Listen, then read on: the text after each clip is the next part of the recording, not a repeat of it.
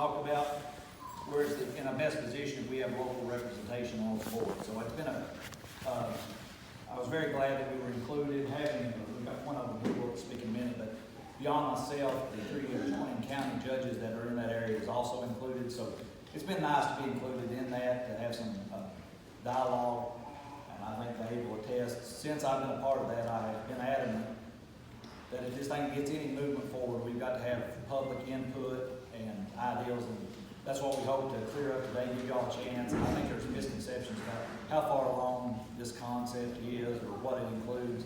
If there's anybody who can tell you what it looks like, they're lying to you, because anybody sitting on that board at this point has no idea. There's not been a final presentation on what's exactly been proposed. There's some ideas. So what we'll try to do today, we'll let some of the other locals, such as Judge Cottle, and I think Miranda had a few things, speak. And Dave Axon will come pretty much give you a summary of this concept and the history of it.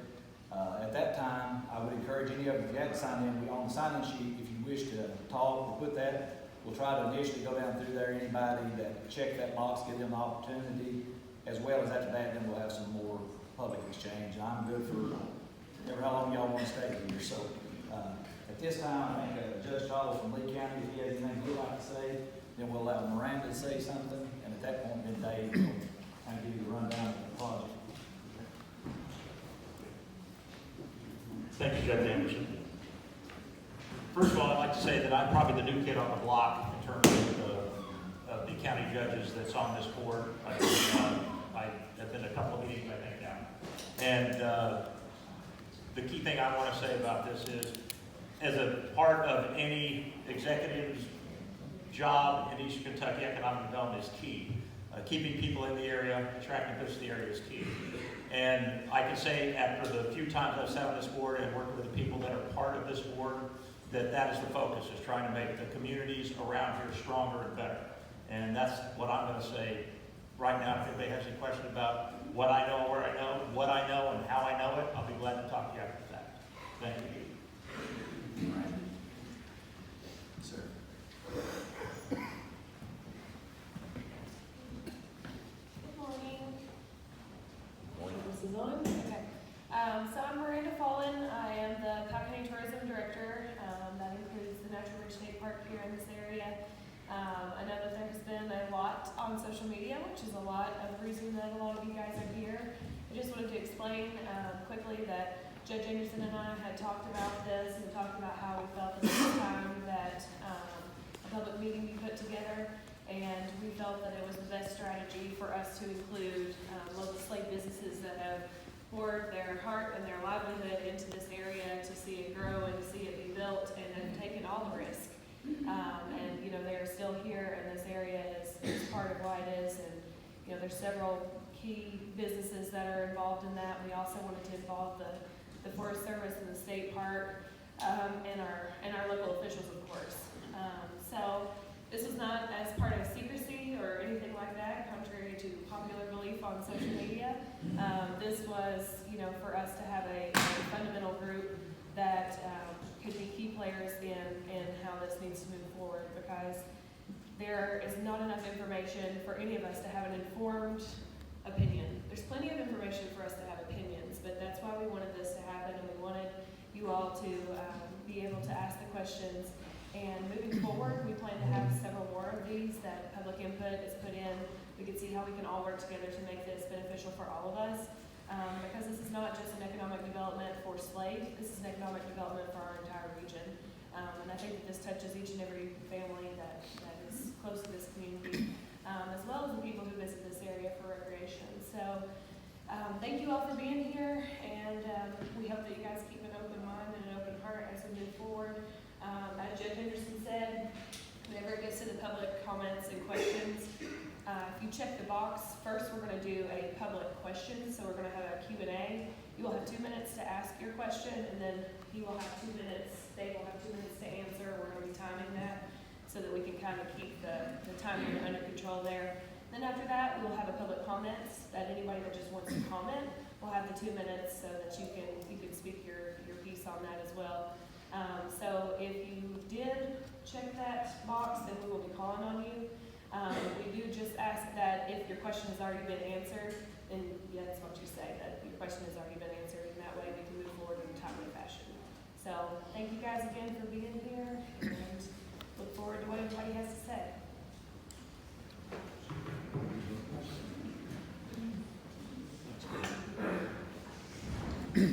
I'm going to try it without the microphone if you can hear me okay. Let me know if I need to resort to that. I'm Dave Atkinson with the Kentucky Chamber of Commerce, and I'm here to answer questions. First, I want to thank Judge Anderson for making this opportunity available to all of us. Let's give him a round of applause. This is what it's all about, and I'm eager to have a dialogue with you. There are some chairs down here. If anybody gets tired in the back, there are some chairs up front. Feel free to come on up. Coffee in the back, donuts, other donuts, all that's back there if you want to. Just out of curiosity, how many of you are from Powell County? Okay. Lee County? Okay. Menifee? Anybody? Right here. Okay, all right. You got to carry the torch. All right, and report back. And Wolf County. All right, very good.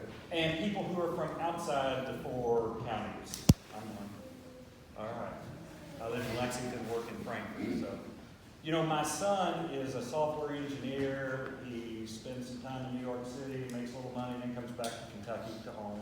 Then he goes back to New York, do another gig, comes back home. When he's in Lexington, he wants to go to one of 2 places, Red River Gorge or Pima.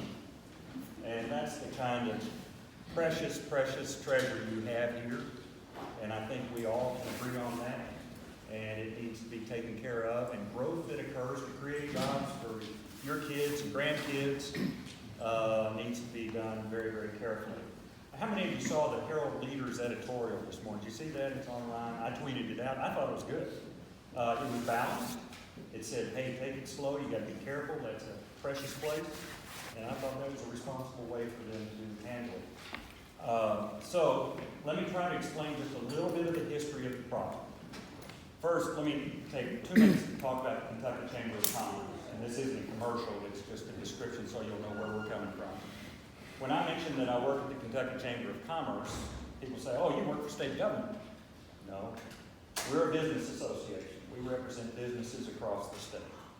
And there are big ones like UPS and Toyota, and there are small ones like hardware stores on Main Street in Mayfield, Kentucky. We try to combine the voices of those several thousand businesses so that we can talk to our government officials with one voice about what will help business grow and what will help business prosper so that more jobs can be created, more wealth can be spread around, and that sort of thing. We're in Frankfurt, right on I-64. There are about 40 people on our staff. And we do a lot of educational programs and that sort of thing. I'm president of the Kentucky Chamber, been there 15 years. I'm originally from Owensboro, Western Kentucky, but I've been at the Chamber 15 years, but I'm retiring in 2 weeks. And you say, well, thank you. You might say, well, you're bragging. And you're right, I am bragging. I'm going to retire in 2 weeks. But I want to stay involved with this project because I think it's exciting. And to the extent that the Chamber will want me to, they chose my successor, by the way, after a big search and all that. And to the extent that she wants me to stay involved, I will. So, that's what the Chamber is. And back around 2011, 2012, when we were still in the recession, Eastern Kentucky was even in more of a recession than a lot of places. And I had 2 board chairmen. I get a new boss every year. The chairman of my board, it's a 60-member board, actually 75, but 60 voting members. So I get a new chairman, a business person across the state is elected to be the chairman of the board. And that's my boss.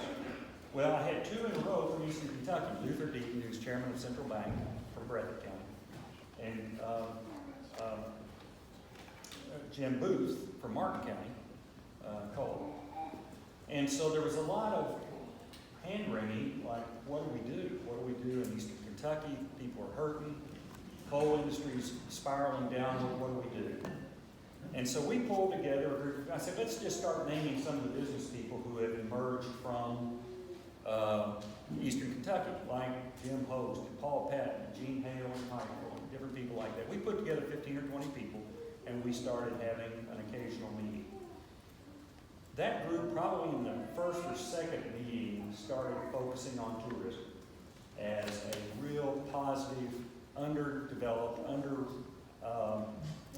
underutilized part of economic potential.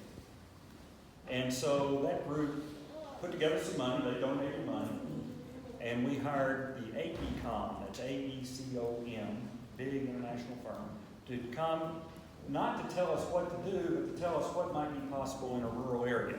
That study, by the way, is available, and some of you have already looked at it. I heard you talk about it. It's available on the website we just put up called redriverky.com. If you haven't seen that, go to redriverky.com. A lot of what we're talking about today, there's a lot of answers on there, including the concept paper and the request for proposals we just put out, and that sort of thing. AECOM came in and looked at all of eastern Kentucky, and by eastern Kentucky, we define that as south of 64 and east of I-75. That was just the loose definition that we used. And we said, what would work? And so they looked at a lot of things. They looked at water parks, destination resorts, casinos, retail outlet malls. There are a few others in there. I mean, it was just kind of a shopping list of things that have worked elsewhere, like in Branson, Missouri, or different things like that. We didn't ask them to conclude anything, and they didn't. They didn't say, therefore, you need to go to X, Y, and Z. It was just a landscape type thing. Our project fell on kind of the back burner for a while. There's some reasons that are probably not important to this discussion today, but our project kind of went dormant for a few years, 2 or 3 years. Matter of fact, if you had asked me back then, I would have said, we tried, it didn't work. But a couple things happened. A few stars lined up, and we decided to re-engage. So we passed the hat again to the group, and we raised some more money and hired the HVS group. That's a group that if you were going to build Yum Arena in downtown Louisville, you might hire HVS to tell you what the market for an arena is, and how you finance it, who would come, and how much they pay for tickets, and that kind of stuff. They do Hiltons and Hyatts and that kind of stuff. But they do all sorts of things. And they came, and that study is also on our website, redriverky.com. They looked specifically at the potential for a resort. The lodge, that's where the proposal came from, for a lodge, and an indoor and an outdoor wedding venue, and a water feature, and that kind of thing, cabins.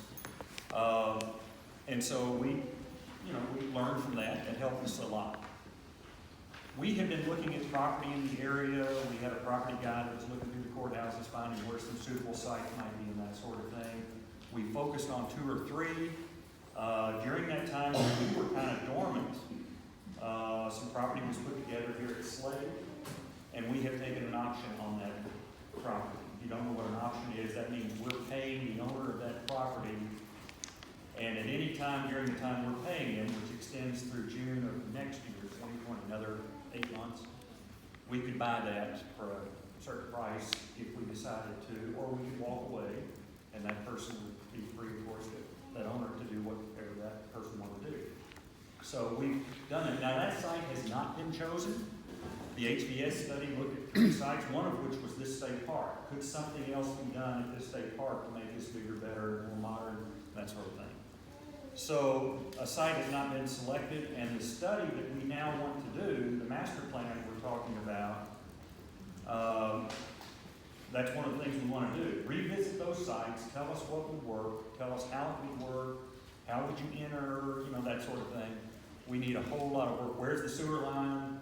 Where would the broadband and the cable and the Wi-Fi, cell phone service and that kind of stuff. Look at all the infrastructure, some of the engineering parts of it. So we decided, we went to Washington and got a grant for $500,000 from the Appalachian Regional Commission. Laid out the concept of what we thought might work, and they have awarded us $500,000. That's to be matched by $500,000 from state government. And the county judges have been involved in that, making that appeal to Frankfurt. So that gives the $1 million. With that, we put out a request for proposals, an RFP. Request for proposals to planning firms all over the country. Matter of fact, it was posted on the website of the American Planning Association. Out of that, we had 26 firms express an interest. We just said, tell us by a certain date if you're going to be interested in proposing. We didn't ask them for a proposal, just said, are you interested?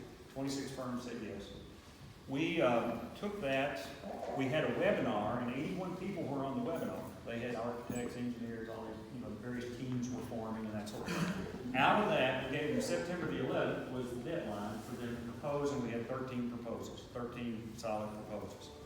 We had a scoring system set up, and we had some people that scored these proposals in a very mathematical form. And by the way, that formula is laid out in our request for proposals, which is on the website. You get 20 points for this, 10 points for that, 30 points, or some portion of those points.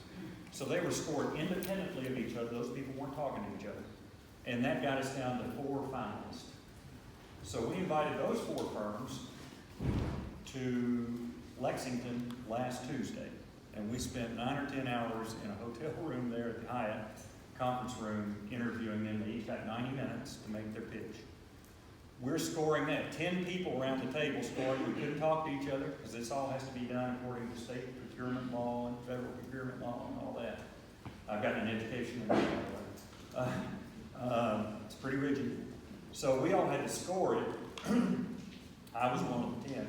We had to score it based on that point system, turn in our scores, and we tabulated that, and we're talking to those firms now, checking their references, checking, they say they've all done resorts, some of them have done resorts in China and Thailand, and, this and that, Colorado. We're looking at all that, trying to pick the one. And if you look at the request for proposals, I hope I'm not going too long. Is this all right? I'll wind down here in a minute. We also laid out the phases of how we would want that work done. Number 1, collect all available information from previous studies, not just the 2 studies we've done, but any engineering study that's been done in these counties about sewer lines or whatever. Collect data, maps, all that. Second one, which would start in month 2, would be public engagement. Stakeholder engagement and the general public engagement. And it's laid out very specifically, and all those firms had to say how they would do that. And we're looking at that pretty hard. So we wanted a minimum of 4 town hall meetings in the 4 counties around the gorge. We wanted a website that would be active with information on it and that sort of thing. We would want, and we'll get your email addresses here and start a conversation, try to keep up with that as we go forward. So people will know, and we can answer questions and try to set aside any concerns and that sort of thing. I think that's where we are right now. We have to finalize the grant in Frankfurt. We hope to sign a contract with one of these firms soon. My goal was October 31, but we kind of have to wait on the state to see what, all the paperwork gets done. So I think that's kind of an overlay of where we are. Our interest in this, the Kentucky Chamber is not in the tourism business. So this is kind of an unusual project. Our interest was East Kentucky and economic development and jobs. But we know that has to be done in an ecologically sound, sustainable way. So that's written throughout our concept. I think you'll see that if you go online. So that's our interest. At some point, this RRED group will spin off as its own nonprofit. It doesn't have to be affiliated with the chamber. We're just kind of the parent organization. So you've got the Kentucky Chamber, which is the business group. Under that, we have the Kentucky Chamber Foundation, which is a charitable group. In other words, if somebody gave $100 to our foundation today, they could take a tax deduction. So it's a charitable entity. We run educational programs. We do a program for school principals, et cetera, et cetera. So RRED is one of the little groups under that foundation. So RRED is a charitable group, according to the IRS. So when some of us have put some money, and Charlie Beach has been generous from his bank, and Elmer Whitaker has been generous from his bank, some others, when they put money into it, it's a charitable contribution to pay for these studies and that sort of thing. And that group, RRED, holds the option on the land that attracted our attention. One last thing, RRED, Red River Economic Development, LLC, it's called. Charlie Beeks, former mayor of Beattyville, banker, is the chair of that. We've got 3 other bankers on there, Elmer Whitaker, Jean Hale, she's from Pikeville Community Trust Bank, and Liberty Central Bank. 4 bankers, plus Jim Host, former state parks commissioner. He was kind of the godfather that put together the Kentucky Horse Park back in his day. He's still active. And then the 4 county judges are ex officio members. In other words, whoever's the county judge will be on RRED board automatically. So, and that's been a great group. They spent a lot of time looking at all these proposals and things. So why don't I stop there? That's all right. I'll take any questions you have.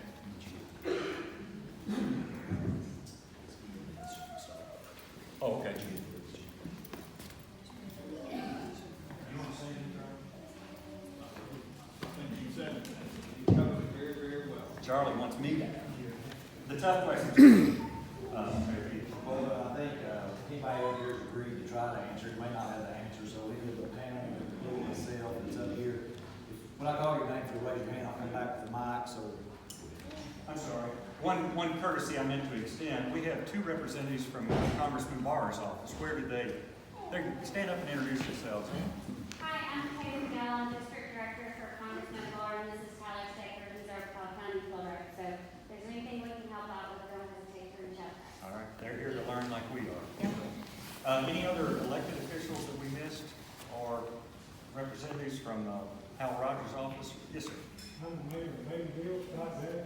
All right. Good to see you.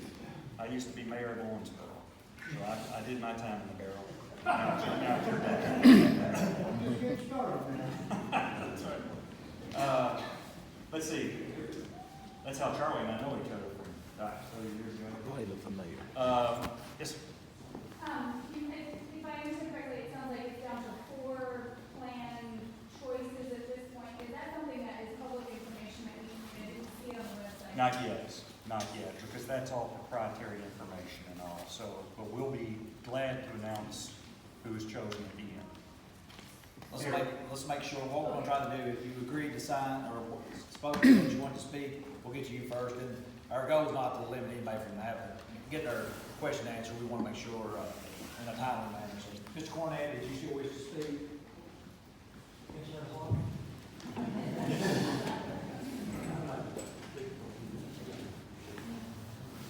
If y'all got for that, maybe this scenario, just come forward and call your name. This place is terrible for acoustics, so I'm gonna talk in this thing, I hope this works. Yeah.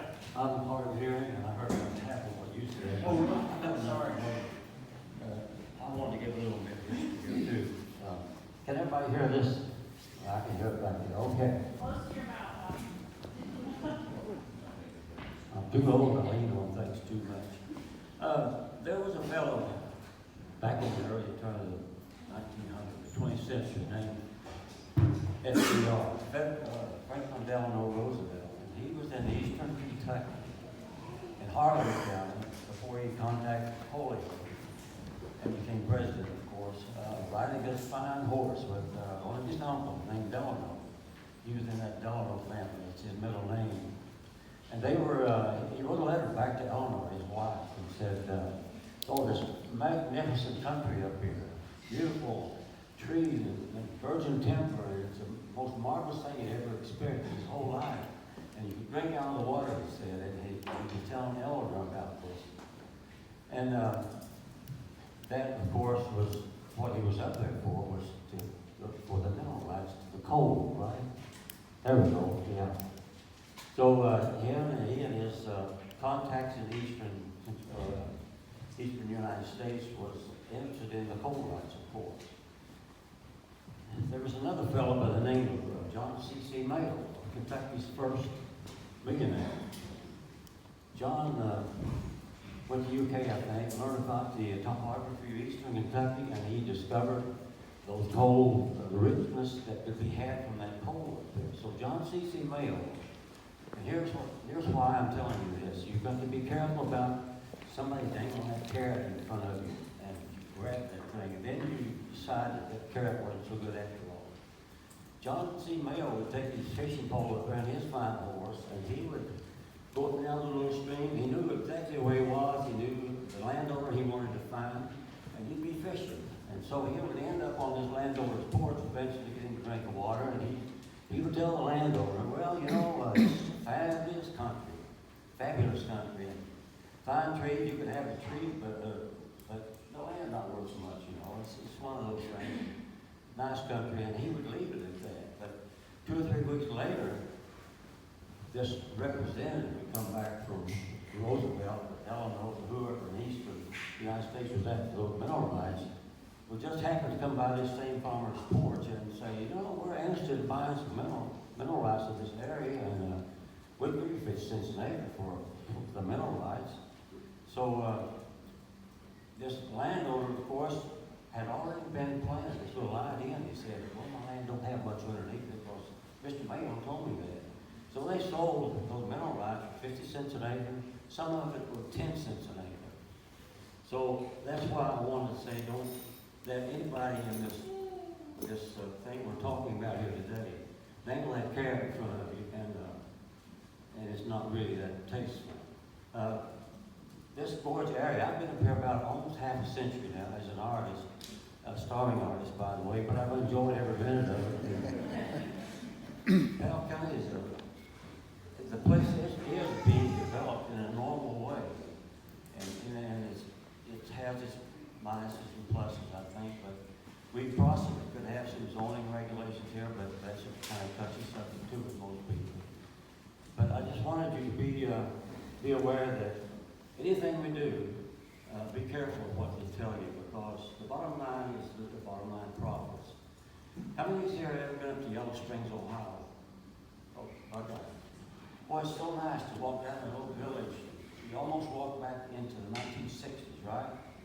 Got this little hippie environment, and those people have not changed that little village up there for that reason. It's one heck of a tourist attraction. So we do not want some big monstrous resort here right in this area. If we have it anywhere, I think we should have it in Stanton, say area maybe, or up in Wolf County, back in Lee County. Don't put it right in the middle of the slave community and have this thing kind of destroyed. Just work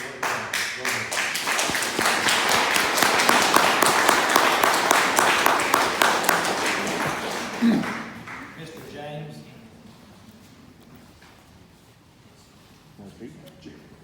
Mr. James. That's you, man.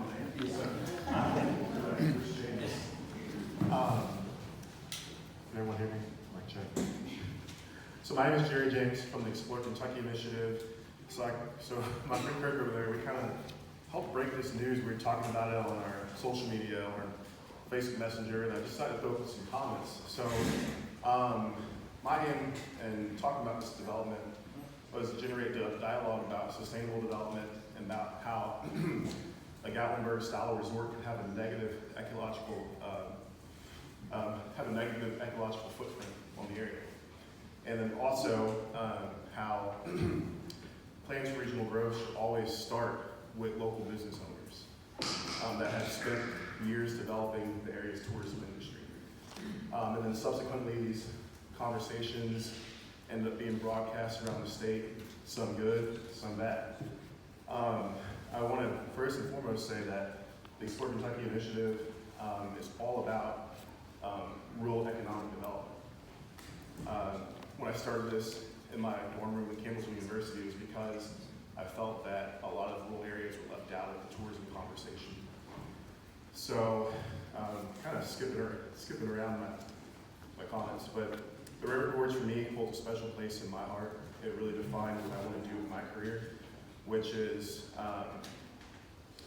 generating sustainable economies through outdoor recreation and leisure tourism as a means for environmental protection. Because as an environmentalist, I get that protecting the trees, the birds, the animals isn't so sexy when it comes to money. But if you can say to elected leaders, hey, these natural areas are generating millions from tourism, then they're likely to leave it alone. So that's kind of like what I do, the work that I do. I am also aware that a lot of people in the county commute outside of work. I'm also aware that a lot of people live in the county are not even able to partake in the jewels or partake in the awesomeness of the gorge. So I totally believe that we need jobs, for sure. But some of my worries are sprawl, decreased air quality, overworking the Forest Service that's already overworked right now. We have a all-volunteer rescue squad. I wondered where these things come into play when it was being thought about. Also, there's a thing about public tax dollars and involving the public. And for me, the first thing I thought was before new development should start, it should always start here at the state park. This is a public park already. So I was alarmed that someone was trying to build a resort when we should try to renovate, make the park more contemporary, add more space. And then also there could have been a fund created for local business owners to say like, hey, since we've been up here, they said there's been millions from ARC and other sources made or put into a fund to fund this project. What about these millions being used to create a fund for local business owners to get loans from to upgrade their businesses? What about high-speed internet? What about sewage? So many different things that this area needs. But for this one proposal that's generating millions of dollars, that money can be used in a great way by the area. That's my thought. Thank you all.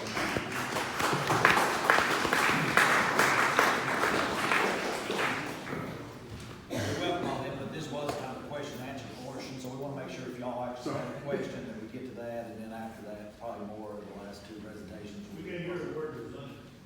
I said we want to make sure we answered anybody's questions, so this portion, who signed up, we want to make sure we get to. So I guess that's, I guess there are questions in there. Yeah. Could the money have been used? Why was the money? That's my question too. Good question. Could the money have been used in a way that the local business owners that are already here could have tapped into? He asked, could the money be used for local business owners to tap into a loan pool or something like that? Local. Yeah. The money so far is relatively modest. There are not millions of dollars in the bank. Are you talking about the $1 million grant from ARC in the state? Yes. Well, just the overall energy. Yeah, I think the government through the SBA and others have loan programs. ARC, I don't think is set to do that sort of thing, but they're interested in economic development projects. The money from our group has been relatively modest. We've probably raised about $150,000 just from personal contributions around the table, pay for the 2 studies, to do the auction, a little bit of project money, but not big. Our chamber has probably kicked in another $150,000 in just staff time on this project, so maybe $300,000 total. This is something in the master plan. I think maybe I didn't say this before, but the firm we want to hire is not going to build a resort.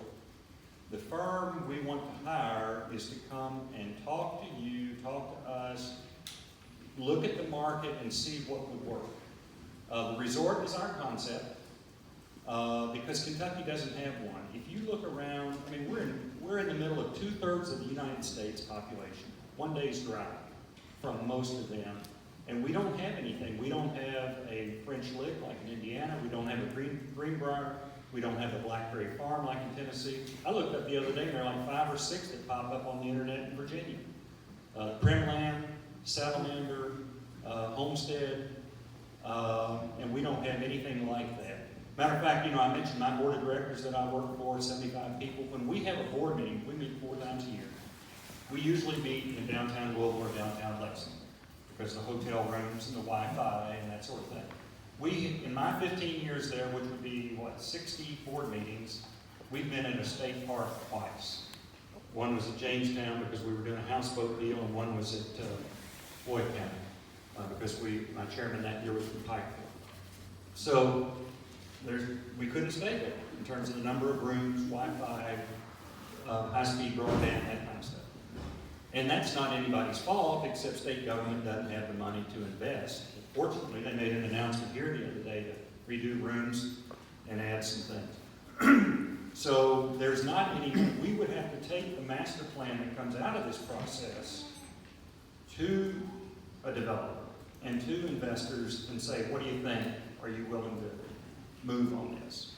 But we do not have a developer. I wish we did, but we do not have a developer in mind. I don't want to forget this time, but I guess my question was, why was it the start of the project? We have these resort parks. We have this resort park. has a lot of land, why upgrade that? He asked, why not start with this state park, got a lot of land, that sort of thing. The state of Kentucky back in the day did a wonderful job of putting a lodge in a beautiful place. But it has, where's Tim? Is Tim here? How many rooms? 35 rooms. And that's all. You would have to go up, I think. I'm not a builder, but I think you'd have to go up if you were going to add any more rooms. You probably have to take this one down to go straight up, and then you still got a parking issue. So you look around at some of those limitations, and that's the reason we're looking at what would be called a greenfield site. Let me mention a couple of things real quick, and it came up in a previous thing. Number one, nobody involved in our group wants to see a Gatlinburg. Okay? I'll just say that right now. I wouldn't want to be a part of that. Okay? So that's not the goal. The second thing is that we are interested in property outside the protected geological area. So that there's no hint of disrupting the protected area.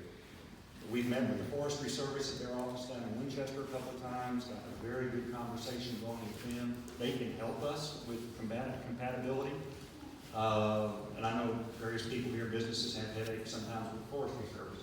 But we've got to work with them on something like this. So that's all a part of the mix. And I just wanted to put that out there. And also, I think some people have perceived, because there's been talk about this state park, well, does our group plan to take over the state park? Is the state going to sell the state park? No. This is a state park. It will be a state park until you and I are all gone. It needs to be a state park. It's a heck of a treasure. And so there's no hint of taking the state park. There is talk of, and this is all early, there is talk of, could you get a private party, a developer, to develop a destination resort, and in concert with that, put some money into this park and make it a compatible lodging facility. So they work together, they work off of each other. One of them might have a family theme, the other one more for business conferences, destination weddings, adult, that sort of thing. So all that's in the mix, and all is up for conversation. Judy and Dan Dorsey. Yeah.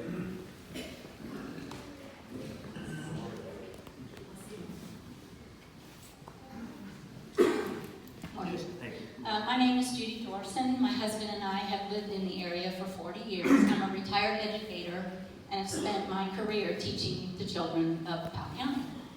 My question is there resources, or in those plans, is there provisions for vocational training, skills? Because you ask any of the business owners around here, we have a void of skilled labor in this county. We don't have electricians, we don't have plumbers, and if it's going to benefit this county, we have to have some support. The local schools do, and that's my question.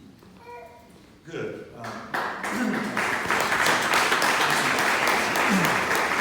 My wife Bonnie came with me today. She's a retired educator, so you're soulmates. Yes. Matter of fact, in our request for proposals, we asked the firm to take a look at the labor market of the area and what skills would be needed. Some of us, some state officials and I, and Charlie and a few others, went over to a resort in West Virginia. Forgot the name of it. Civil War General. I'll think of it in a minute. What's it? Stonewall Jackson. Exactly, Stonewall Jackson. It was a public-private deal and all. And they had in their lodge a spa. And they were showing it to us and all, and they said, and they were like 2.5 hours from any major city. They said, but we can't attract a massage therapist to our spa. So job skills can make or break a facility. And so I talked to the head of the community college system, I talked to the head of the Bluegrass Community College, talked to the president of Eastern Kentucky University. Yes, there would have to be some assessment of what skills are available. Where would where would the labor market come from? Would people be willing to drive from Winchester for a job here, from Lexington to here, from Ashland to here, you know, that? Yes, so my question is, yes, there are people in those communities, but the counties that are here are the ones that, you know, if it's going to support and the local people are going to support an initiative like this, then the training needs to be here, not at these other places, and see if people are willing to drive. So my question is, in those plans, are they going to include support for the local schools in all these counties? There would be, I can't speak for how the report would come out, but clearly we have asked for them to assess the local labor market and to tell us how could you create what they call a talent pipeline of people coming out of high school, tech schools, et cetera, to feed an operation like this. So yeah, and I'm sure that's some, you know, that's, workforce is the biggest issue in the business community that across the state.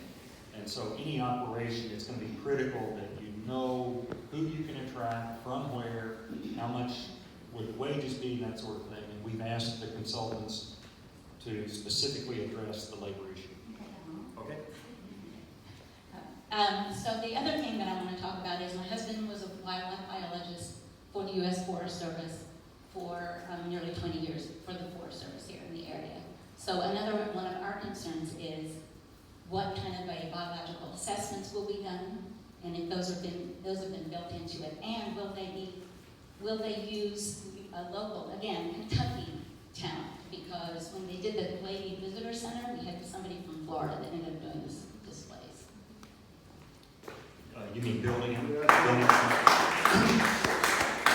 Yeah, and I don't know what the arrangement would be because we don't know what the result of the master plan is.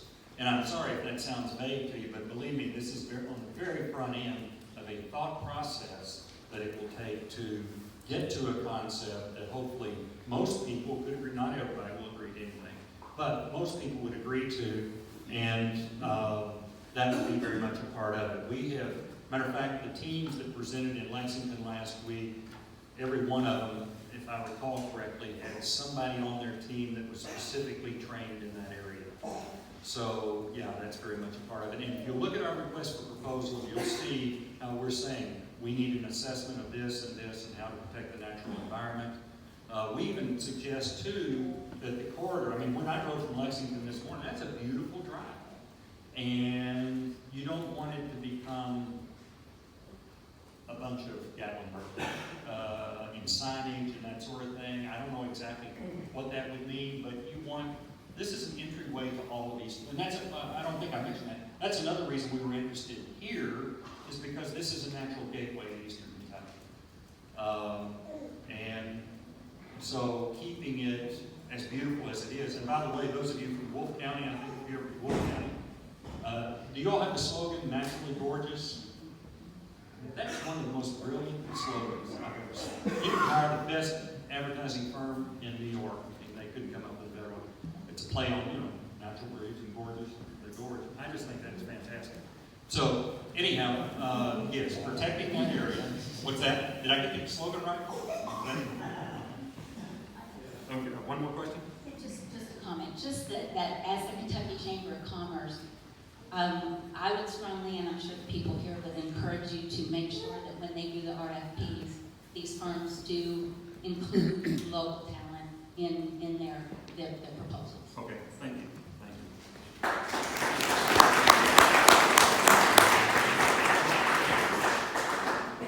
I want to add a little bit to what Judy just said. I know some of the firms that presented, I know that's something I looked very hard at, was the representation they had from Kentucky firms. Some of them was very inundated with Kentucky firms, and that was near and dear to me. Also, kind of on your the labor question, and John Skidmore here, and I think Craig, our industrial board, they beat their head against the wall, but they have put a big push to try to get some of those skills things and stuff back into our high school, because we're seeing it every day, the lack of skilled labor we have here and the opportunities that we give for that employment. So if y'all see them, thank them, and if you can assist them with pushing where they need to push, they put a lot of effort into that over the last 3 to 4 years. Sir, I due respect, are you sticking to your 3-minute and 2-minute rule? Because what's going to happen here is you get more people, they're going to get tired, and they're going to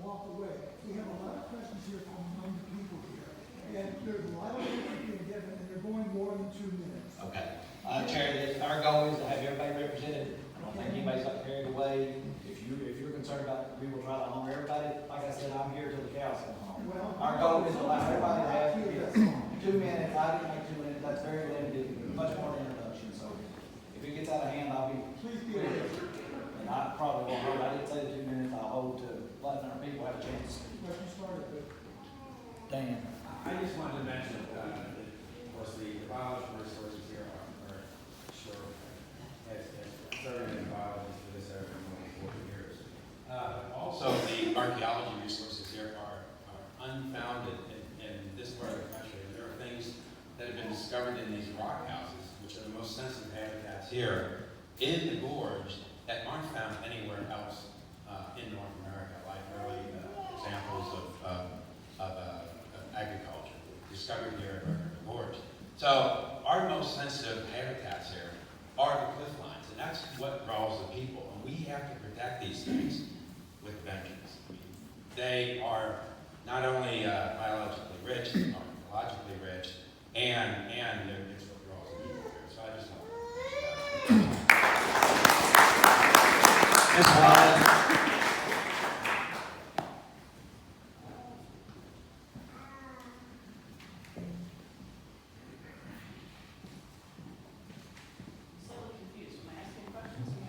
This was supposed to be the question and answer and then the statements afterwards. Naturally, we go to that. This gentleman will probably be happier, but I'm good as long as we get. I will only ask questions and I will make my statement later. Okay, so some of mine have already been asked, so I will not repeat them.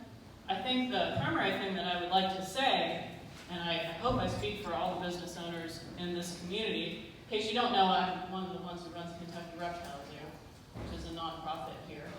And I think 2 things. First of all, I think it's astonishing that 0 business owners in this county have been included in the board thus far.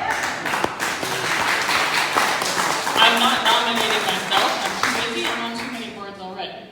But I think my question in that regard is, can you offer assurance that from this point, from today, moving forward, you will allow us, the Powell County Tourism Commission, and residents here to choose a representative from our community to serve on this board if we are going to be developing a large resort that is going to impact every single one of us here.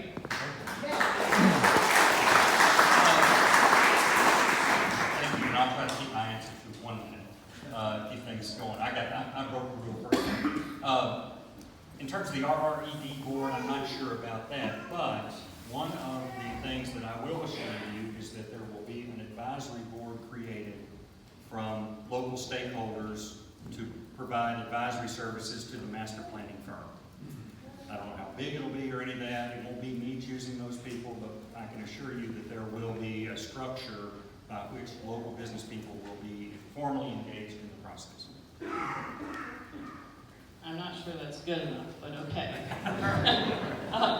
The second thing I would say is, moving forward, I don't think anyone here, at least those of us who operate off of tourism, we don't think that developing tourism is bad. We know that that can benefit everyone. But I think a primary concern really is that everyone has to be included and the whole community has to move forward or it's going to be a failure for everyone. In that light, I would like to offer this suggestion. When the project comes to be funded, there should be an option for buy-in from people in these communities, where the investment is tiny, obviously, but my next door neighbor should be able to bring forward $100, $500, which I realize is nothing in the grand scheme of funding something like this, but it would provide local investment into something that they care about, that they have a stake in. And it would also allow any profits eventually, we all hope, right, to go back into the community in a much more direct way than taxes and things of that nature. So I'd like to put that forward as a suggestion for me personally. I don't know how anybody else feels about it. But I think if the whole point is to try to drive economic development in this area, then let's make these people owners, even in a small way. Thank you. Thanks very much. And I was contacted on the way here this morning by 2 business people wanting to know how they could get engaged with the process because they see an opportunity.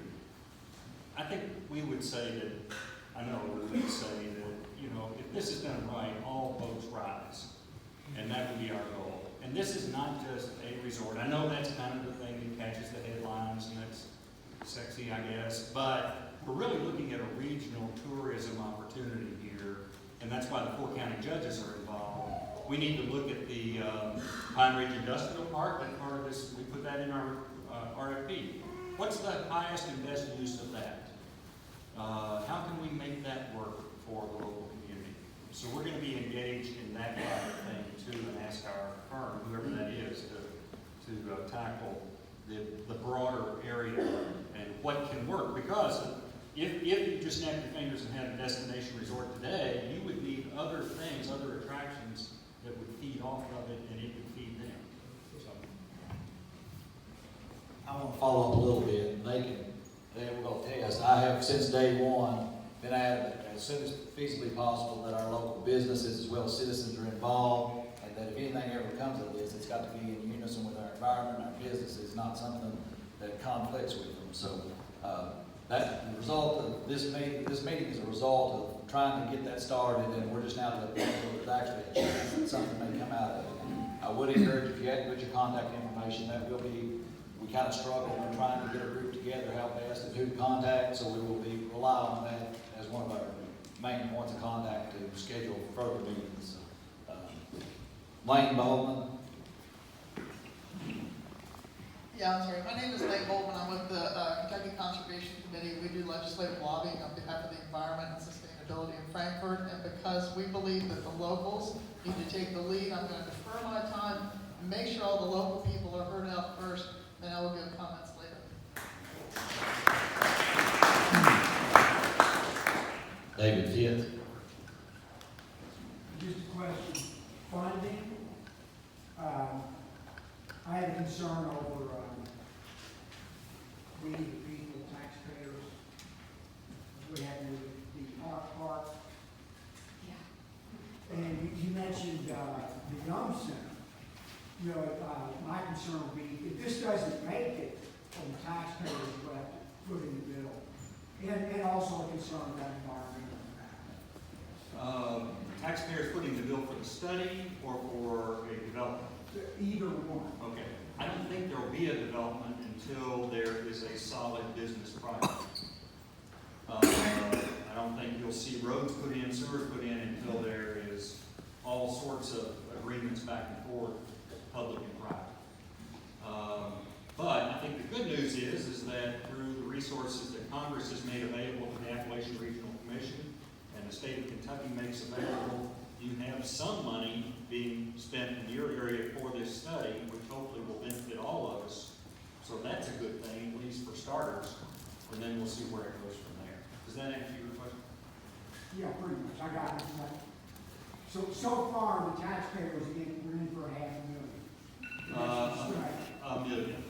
Federal, $500,000 state.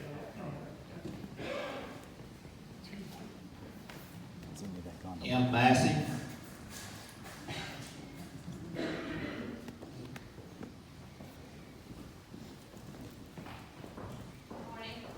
Our family are new landowners in the area, and what we're interested to know more about is, will this development create any, and I understand this might be way early in the process, but I want to ask this. Will the development create any intimate domain situations for highway or infrastructure upgrades, which I've heard a lot of talk about that in the room from the community members, that will impact local landowners? You were correct with your first statement. It's very early. So we don't know where it would be, what it would be, how big it would be, sewer lines, water lines, that kind of stuff. I'm just not in a position to answer yet. Second question. What are the conversations about hiring developers once we get to that phase of the process that is very proven to be, have a track record in ecological preservation? Like we want to know that a developer doesn't just say that they do that, but that they've done that in another community. Right. Did you hear her question? That will flow from the planning process. And we, right now, we're not talking to developers. We're talking to these planning firms with engineering and architecture and all that. And so we have built into our demands of them that they determine those things and to be sensitive to those things and to convince us that they have systems in place that will roll out a plan that takes all of that into account. Down the road, hopefully we would be talking to a developer and a contractor and saying, okay, how green is your process? Have you done this before? You know, but it's real early on that. Okay, thank you. One last easy question. What are your thoughts on inviting the climbing community, the visitors to this area to also have some input in the process? Yes, she asked about the climbing community. I've had conversations with the Climbers Association. I think the president lives in Knoxville, the vice president in Louisville. We've had some conversations with them, and so yes, they will be a stakeholder who needs to be involved. Their group needs to be involved. And there might be other climbing groups I'm not aware of, but yes, they need to be at the table. Thank you so much. Thank you, Jersey.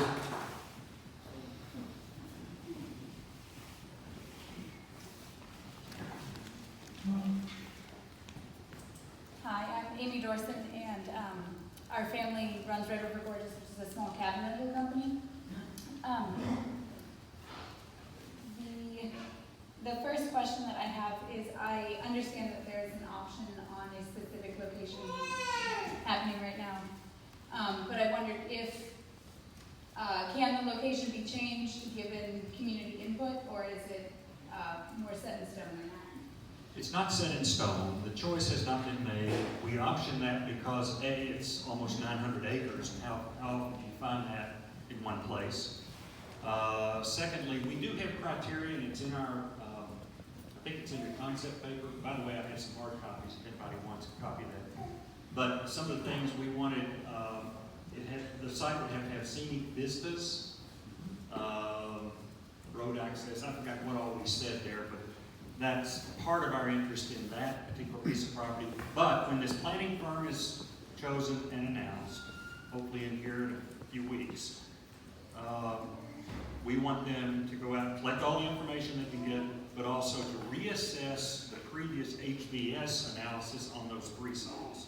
And they compared things, everything from sewer lines to whether or not that area had alcoholic beverage was wet. So, I mean, they compared all sorts of stuff. So our planning firm will have to revisit those issues.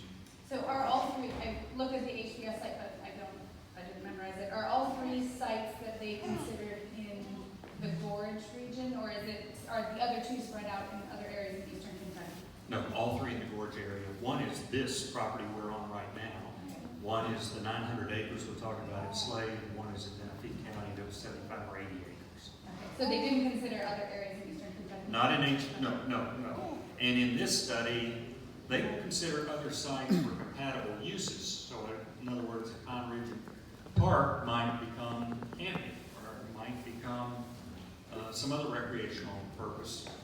They'll look at that sort of thing, and they will look to see if there are any other sites in the immediate 4-county area that would satisfy the criteria that we set out. My second question is, my husband and I recently went to Crested Butte, Colorado, which is a lovely resort, a lovely vacation place to be, a lovely place to be, period. And it's a small community with large protected lands around it. And so I was wondering if, instead of doing the sort of economic development that this project is intended for, or headed for, could the $1 million or other similar money go to buy or set up land trusts from local landowners now to preserve the area, because that's why people are coming, in my opinion, to begin with? I think that would be a great idea to put in front of this planning firm when they go through their process. And by the way, one of our supporters has very much talked about the possibility of using philanthropic money. In other words, some of these foundations that are built around conservation, would they donate money to put into land tracts that could be protected around this area? So there's a conservation conversation that needs to be part of this whole deal. Okay, thank you. That's good. And then my last question is, is there conversation here about how a 100, 500-year plan would look, and also climate change?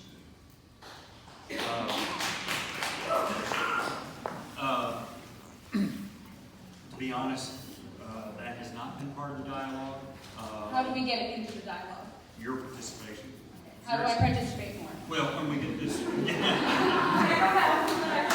Call 1-800. That process will start in that second phase of the study. So I'm hoping that will occur before Christmas, that it'll get started. But town meetings and that sort of thing, that's where these, we're taking notes here today. So these ideas will be shipped off first thing to when we pick a firm. Okay, so if I keep coming to the meetings and keep asking the questions, my input is getting taken and inserted. If you wear a t-shirt with big letters on it too, that will work. I'll do that. I'll vocabulary words. But no, that's the process. We need to hear those ideas. Okay, thank you very much.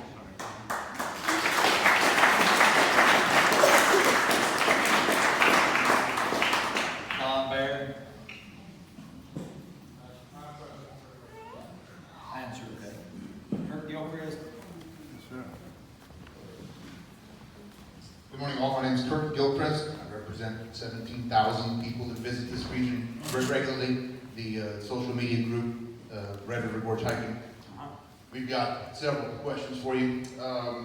You guys are really popular, by the way, every one of these in the spotlight. And, have any one of you been to this proposed site? The almost 900-acre site, have you been there? Yes. Realize there's 17 natural arches on there, that there's nearly as many natural arches on that area as there are in the entire state park system. I have heard 13, but I think 17. we're close. And has the environmental impact of this resort been factored into play? Now my question's kind of open there. My friends and I in this room, I see several of us, we've adopted nearly every inch of highway in this region for the Adopt a Highway program litter pickup.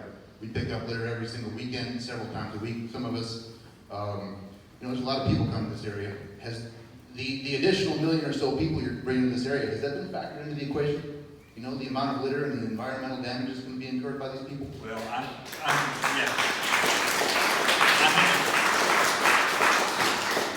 haven't seen any numbers because there have been no projections of how many people will be brought in and that sort of thing. But I think if you look at our request for proposals and our concept paper, throughout that is a strong theme of sustainability. And I know my wife and I took our grandkids out to some of the national parks the last couple of summers, and you go to Zion and some places, southern Utah, and Yellowstone and all, and they handle many, many visitors, and they constantly have challenges, as you know, you read about those, but they keep at the top, the National Park Service keeps at the top of their agenda sustainability. And can you over-visit a site? Do we limit people to Tuesdays, Thursdays, Saturdays? Do we limit cars and that sort of thing? We took a shuttle bus. We couldn't take our car into, was it Zion, I think? Which is great. I mean, perfect shuttle system. So I think as things move along, we have to keep that in mind, and we're demanding that of the firm that we'll be selecting. National park, state park, two different animals altogether. This is not funded anywhere nearly as large as the national park area. But we can learn from them. Okay. I'll save my other ones for the comment section. Okay. Thank you. Thanks.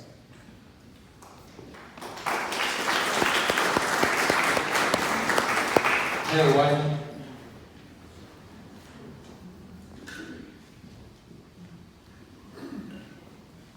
How are you?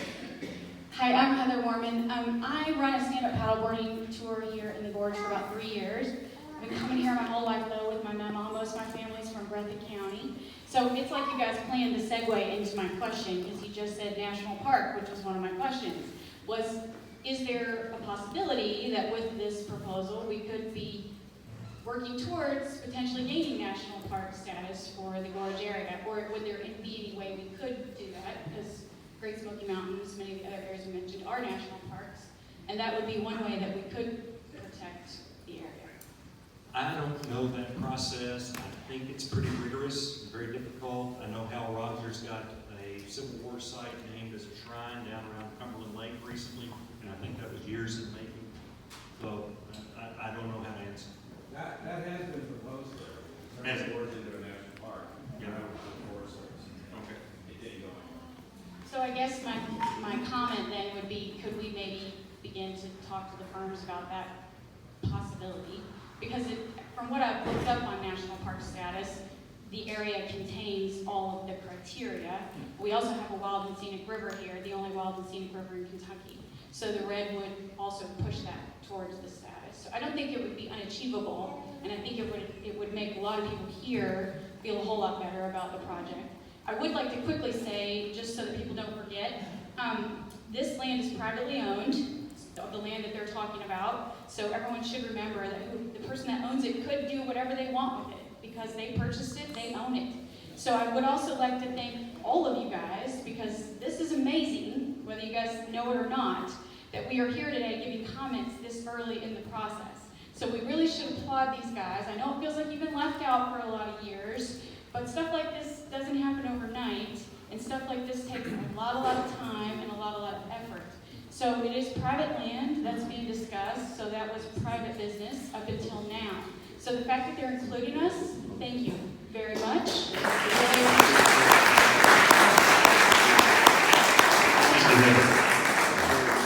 Eric Jones.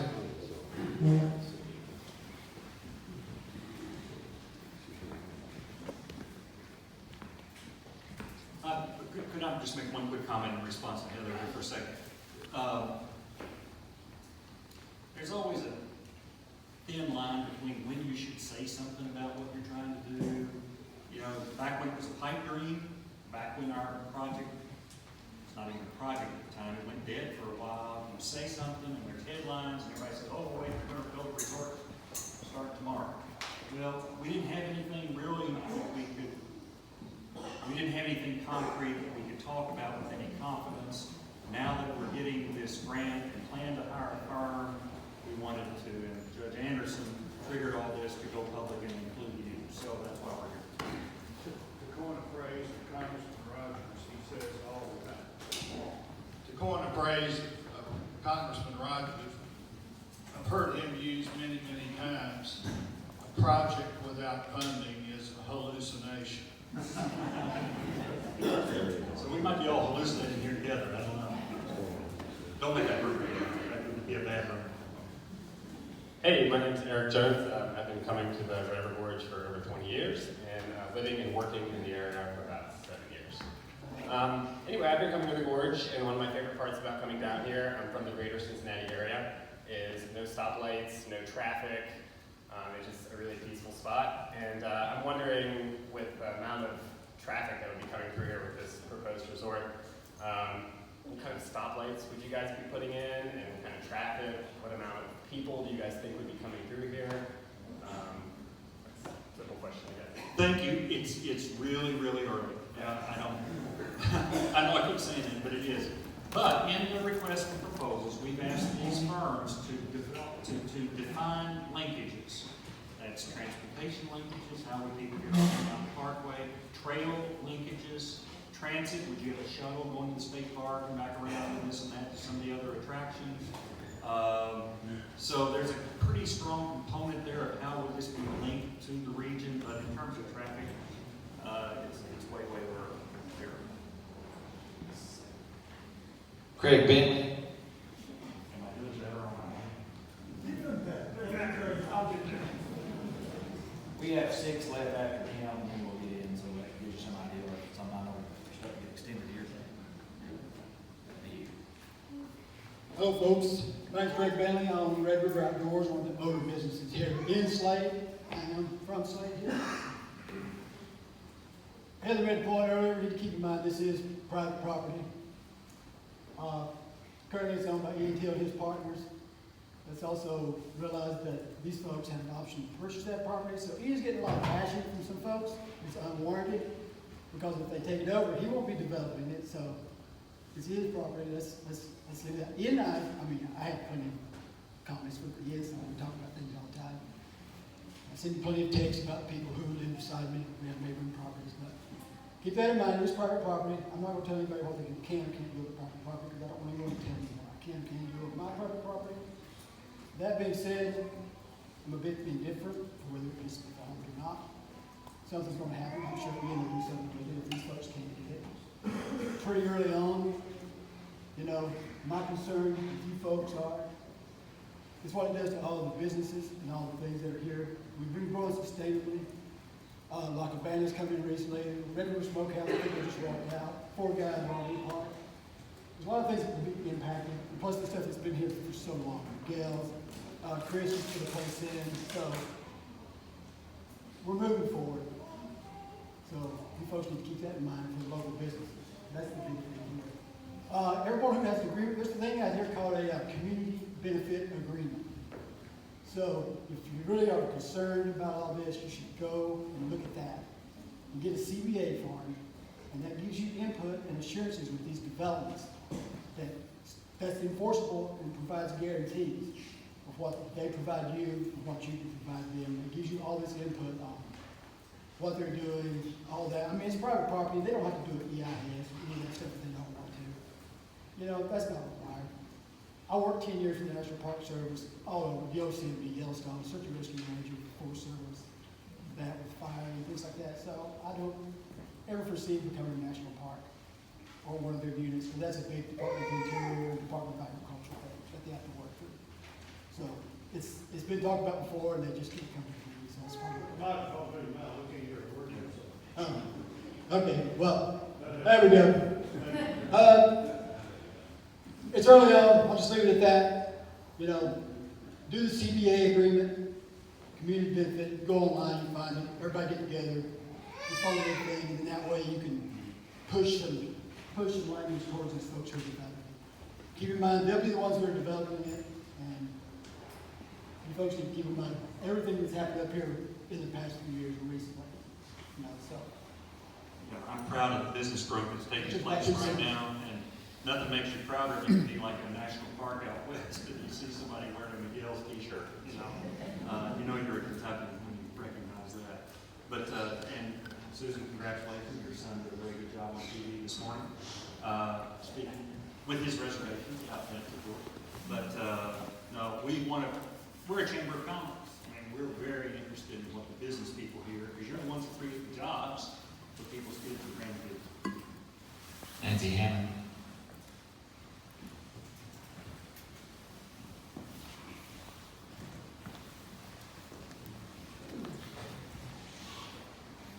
Hi, I'm Nancy Hammond. I am a local business person in Slade. I have a cabin rental business, I have a motel, and I have a coffee shop. So I guess my first comment, since I'm just now hearing about this as well, I take issue with the fact that it's in the early stages on the front end, because it sounds like you're shovel ready. You got the property bought, you've got all these concepts and these master plans ready to go, you just need to pick one. So you're pretty far down the pike. So it sounds like it's a matter of which concept you're going to go with and maybe where. So Slade, you know, several people already commented, we do have infrastructure problems, you know, there's water issues, and the small businesses. Did you consider those of us in small business? I've been here, living here 10 years, and running a business 20 years. It's taken us years to build up a business. We all compete for low-income wage earners, which you are bringing into the area. You're not creating high-income jobs. You're going to be competing with us. We have plenty of cabin companies, because your study was incorrect. There are about 8 major cabin companies in the area. There are over 125 people with Airbnbs renting out in this region, their home or their cabin. There's there seems to be a lot of availability going on. But we all have problems finding the same workers.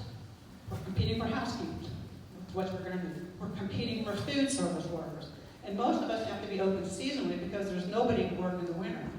There's not enough tourists coming in the winter. But the people we have to rely on are rock climbers who come into the area from March through November. The local people, we try to hire them. I have tried for years, and they will work part-time or just a little bit, or they don't understand how work ethics or showing up, and they don't come in because they got benefits. They don't want to lose their benefits. I can't tell you, I've heard that 1,000 times. So you have to drag workers in. I just think Slade is not the appropriate area. You want to take the 900 acres, you have to bring in major equipment to tear down the mountains, to put in roads and sewers. Why can't you put a second layer on Natural Bridge State Park? Maybe you could work with Tim Hibbert. Why can't you go up? Or if you're going to tear down mountains and Slade a little bit, you could probably tear down some attempt to give him more parking. Or you can use more sky lifts and monorails like Disney and other areas to transfer people right around here in Natural Bridge, expand this. This is a jewel. I'm on the tourism board. I'm trying to promote tourism. I want tourism in the region, but you're trying to bring in way too much too soon. This is only, the gorge is maybe at max 40,000 acres. Only half of that you're allowed to hike in. Correct me, gorge people, I don't know all the stats. Most of that's cliffy wilderness. You cannot put trails in there. Well, there are trails in the Some, correct, there is, but you're not allowed to go up and build more. So you'd have to work with the Parks Service, because it is one way. There's a lot of issues, but I just don't understand, maybe in your next meetings, the stakeholders in this whole project are the business owners in Slade, Powell County, the people who live in Powell, both of these counties, and then of course the repeat visitors and the hikers and the rock climbers, because they come 2 and 3 times a year because of the natural beauty and because it is secluded and because it's not so much traffic. People want the shopping and the resorts. It's only 3 hours further to go to Gatlinburg. So it just seems, we all agree we want jobs. If you want jobs, why are you not looking at small manufacturing plants? Beattyville's got a big school building now. Camden has empty buildings. Stanton has empty buildings. Bring in jobs and economic development that counts. Year-round employment with good benefits, high-paying jobs. Small manufacturing, distribution centers. What about a small rehab hospital? We got drug addicts and people with problems. Those are healthcare jobs that people can pay for. I just think you need to work with us and not close down all the small businesses by taking all of our employees. What are we supposed to do? If you move this project to, let's say, between Mount Sterling and Winchester, you've got tons of more population to find employees. Or if you go down towards Camden, you can pull people from Jackson and Hazard. But when you come here in Slade, we are now getting our employees from Beattyville, Boonville, Clay City. There's nobody here to work. Find a more demographic, more populated area and put this project. They'll still come here. The tourists will still drive through the gorge and come to Natural Bridge. But you won't be hurting the local businesses who are here now. Those are my questions. Thank you.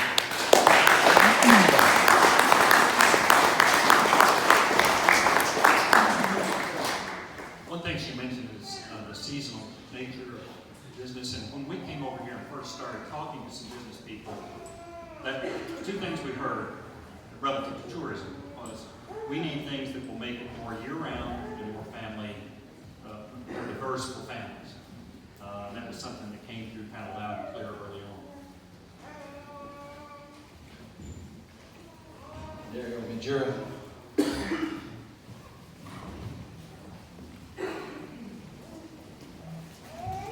Hey guys, I'll be short and sweet. I kind of kept a reserved opinion. I've grown up in Slade, I'm 35 years old. We've had a family business here all life. I think the thing that I think Nancy really touched on is that if you were here 10 years ago, this place wasn't really blossoming. The last 6 years, I'd say this place has really blossomed. Every year there's a new business. There's people growing. I think we hire 40 people. I think all these businesses, we probably hired 150 people from businesses in this community. And it's been a lot of hard work. And I think anyone that has a business here appreciates that. And I think that we've done our best as a small business to be responsible for our community. And it just feels that we're just now getting over the hump as a community and blossoming, and it seems like the carpet's kind of getting pulled out from underneath us.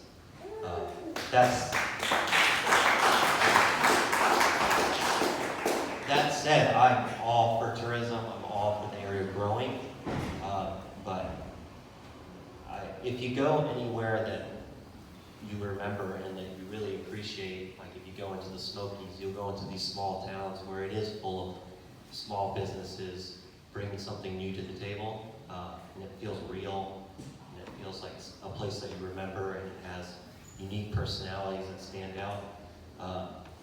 I feel that you lose that when you go to a large resort because it's run by people on boards, and I understand that's what it takes, but I think you lose that personal feeling that so many people that travel all over the world for this place tell us.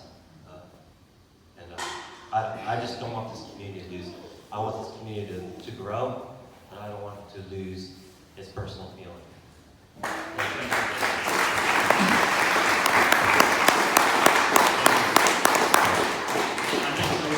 think those are perfectly legitimate reservations to have, and we, kind of the sponsors of this so far,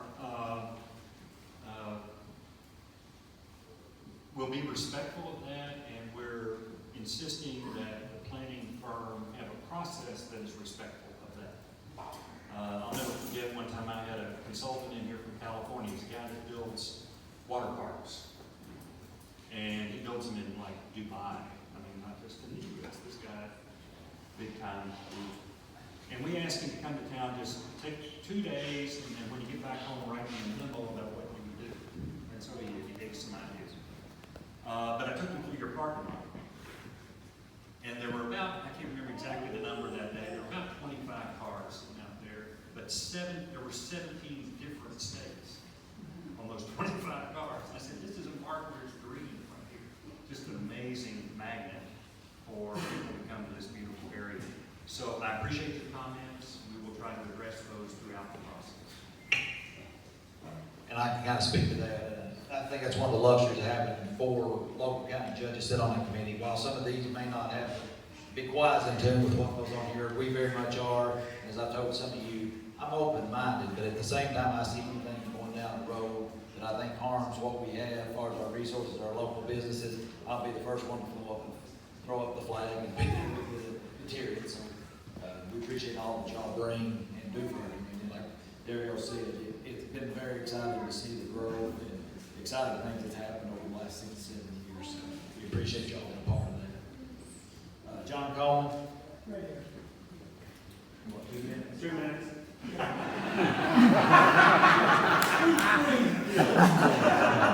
left you 2 minutes. Yeah, thanks. I think I'm loud enough about it. I've been coming to the board for 50 years. I'm 7 years old. I am one of the people, very minor part of it, who helped stop the dam. Very proud of it. The point of it is, I have watched trees grow from that size to this size. It's been a blast. Okay, enough of my comment. Now, what I'm going to do is, the questions I have is that you said the option runs out in 2020. Do you have the option to renew that option, or is that a dead-end date at that point? That's a good question. Actually, the option phase 1, and I don't know how the legal terminology is, but the option basically runs out December 31, 2 months from now, but we have the opportunity to renew it for 6 more months. For 6 more months after that? June 30th, we had no agreement. After June 30th. So therefore, it sounds like to me that this is being expedited a little quickly if you don't have the land intact by the end of June of next year. So therefore, I take issue with what you're saying about the development of that, because you really do have a deadline. Is that correct? No, not for development, not at all. This development might not be until 22 or 23. It does, and so we have a deadline and a decision point.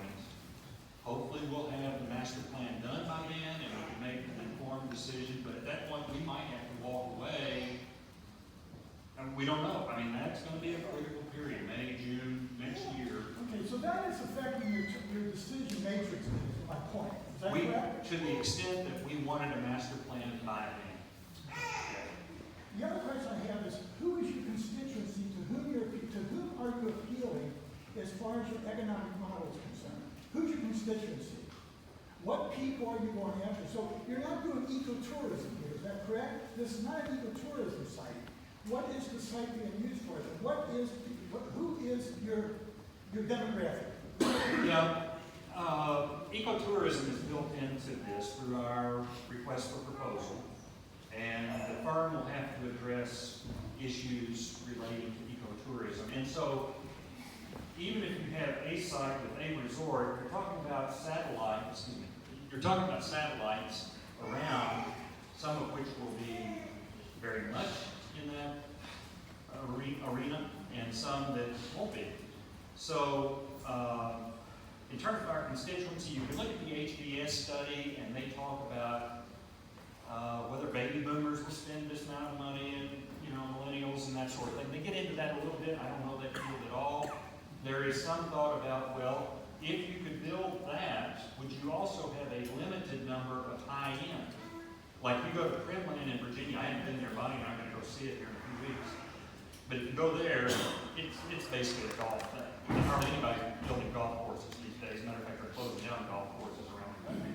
But they have a lodge of sorts, like kind of a golf lodge. But then they also have some high-end tree houses that are $500 to $800 a night. That's above me, but somebody. We already have those. You got some? All right, we've got some more coming in here. Moving off my point, the point I'm trying to get to is that are you appealing to hikers? Are you appealing? I have heard some talk about appealing to ATVs. Okay? I gotta know the answer to that. Are you dealing with ATV? Who is your constituent? What do they do to come to a 900-acre land and have fun? What do they do? I think that's all a part of the study to determine. So what It's not for me to determine, or our group. is the determination that there is an ATV component involved with this process?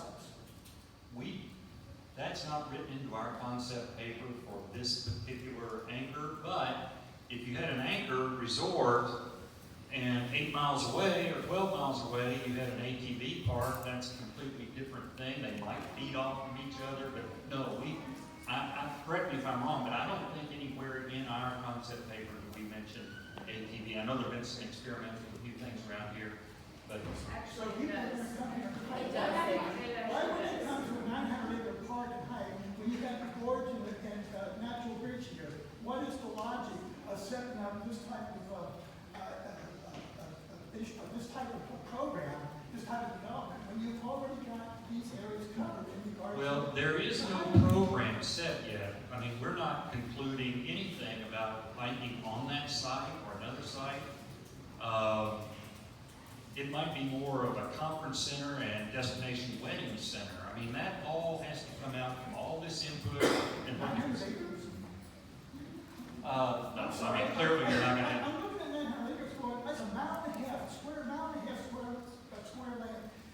What do you do with that? You're going to get buried on 900 acres? They want to put a big hotel, like a big hotel and have it, and a lake. Then you have hiking trails around, is that correct? So we got... Doesn't mention hiking trails, but they want to. The HBS study did envision, and it's online, you can see this, Channel 18 carried it this morning, 150 to 175 room lodging facility. Now, is that high end, middle end? We don't really envision anything that's middle or lower. Our concept is that it would be better than anything in Kentucky, except maybe in downtown Louisville, in terms of hotel lodging there. Because there is no place to have I shouldn't say that, we don't know what price range it would be. I think the market, they'll have to determine what that is. And we haven't concluded that on a certain acreage that there would be hiking or any of that. I mean, so is ATVs considered in the process at all? That's my question. if you all bring it to the table, it will be considered. I mean, it's an issue here for the local people. I'm not local here.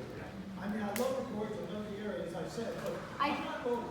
So, I mean, the people here should have a right to know as to the environmental degradation that could happen with the use of ATVs on 900 acres.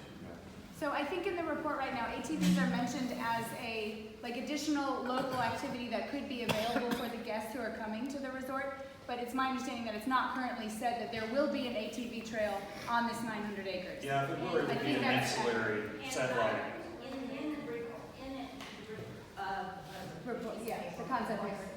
It says the site was selected so that it wouldn't take away from the natural beauty. So the 900 acres, in my understanding, is that it was selected as a private, tucked back in away from all the other things. So it's not an eyesore, or that's the way I read it. That's why that size of the property. And I'll turn this back over to Judge Anderson here in a second, but it is big, if that site were chosen, it is big enough to offer isolation in the sense of terms of the view and have one portion of it, 200 acres, that's cabins for rent, and 200 acres that's for residences that people want weekend homes, or, I don't know, it's way too early to conclude any of that. When you all bring ideas to the table, they will be considered by the firm that we plan to bring to the table with you. One more question, please. I have not, this is a question, so I can't more than 2 minutes, right? But I'm asking a question.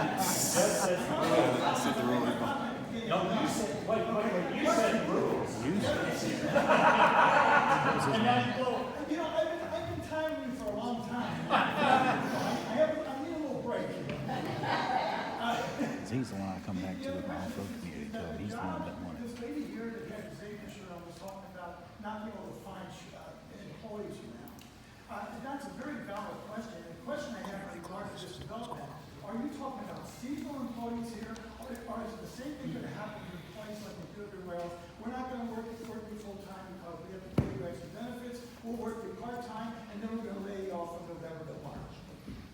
Would you please respond to that? The study, the study will determine what is viable, how big, where, what it interacts with, how you link it in terms of a trail. Does the trail link to other trails in the network of this region, that sort of thing? But I can't answer a question about because if I came in here and said, and by the way, it's going to hire 142 people, you'd say, well, you're done. Why did you invite us in here? You're done. We're not done. We're on the front end of all of this. Sarah Bills, Hi,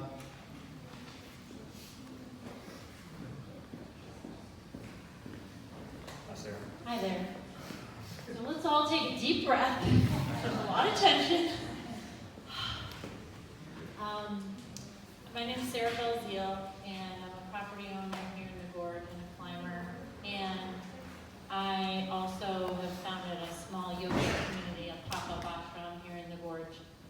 And I'm here because I'm still holding this vision of whatever the Gorge would next become, that it would most amplify or naturally support what I see as the spiritual and contemplative aspects of the Gorge. So many people come here to get recharged at this deeper level.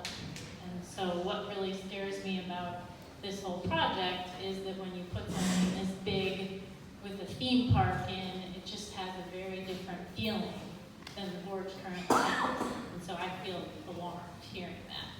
And I really want to piggyback on what Dario said about the organic, beautiful nature of all these really interesting businesses that have developed here. And so one thing I would ask is that as you are choosing this firm, that you're in the process of making this decision, that if you need tiebreaker votes or you need more input, that you go for the firm that is most able to really deeply acknowledge the unique character of what exists here. And I'm wondering if that might even be a great opportunity for input from the current business owners and people as you're making that really key decision, because it really seems like this firm is going to have a lot of influence about what happens here. And so if we were involved in choosing that firm, since you've already got it narrowed down, or maybe there's even a firm that you all have already looked over that we could really develop some trust in to take more of an organic approach to development. I know you guys are excited about this big, amazing project, but the kind of development that's happened here already, and I agree that it is starting to blossom here, it's not that big, flashy kind of development, and that's why people love the Gorge. So I don't want to,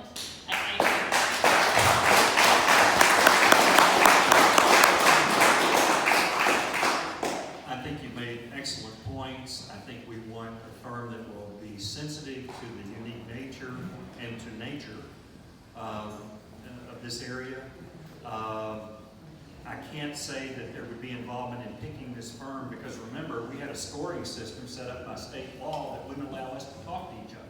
We had to score independently and submit those scores, and that became the technical score from those interviews. But I do think that you should say those things when it comes time for these town meetings we'll have a record of what you've said here today. It'll be turned over. But I think you've made an excellent point, and I would not yet conclude anything, in the theme park. One reason the California guy, we had him in here because he's got an international reputation, and we were trying to figure out what would work. One reason we didn't go with him initially is because that would be to conclude what might work. And we're not the people to conclude that. I mean, this process will conclude that. So I know you're getting tired of hearing me say how early it is, but it really is for determining that. And in terms of big and flashy, no. I mean, we want something that is an economic anchor. Does that mean big? Maybe, I don't know. But it has to be sustainable. It's not like that HBS study came in and said, okay, you can build a golf house in the mountains and everybody will come at 600 rooms. No, they're not going to do that. They came in and said 150, 175. So, and now that's a fairly good sized hotel, of course. That's like a Hampton or a little bit bigger, I think, you know. Probably would be higher end in terms of price points, I don't know. But we're not thinking big and flashy and theme parks. Thank you. Aaron Dorsey.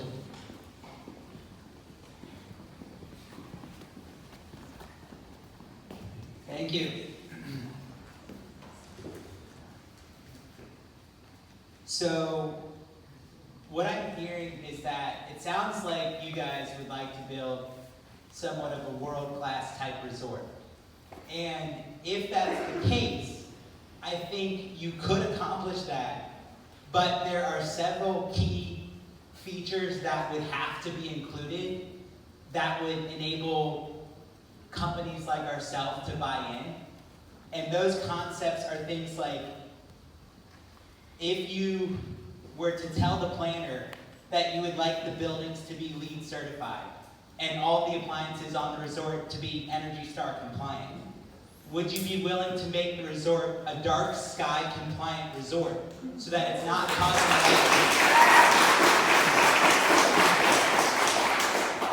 We need to mandate that there were to be high school training opportunities with possible college credit hours offered to all of the 4 high schools in the area.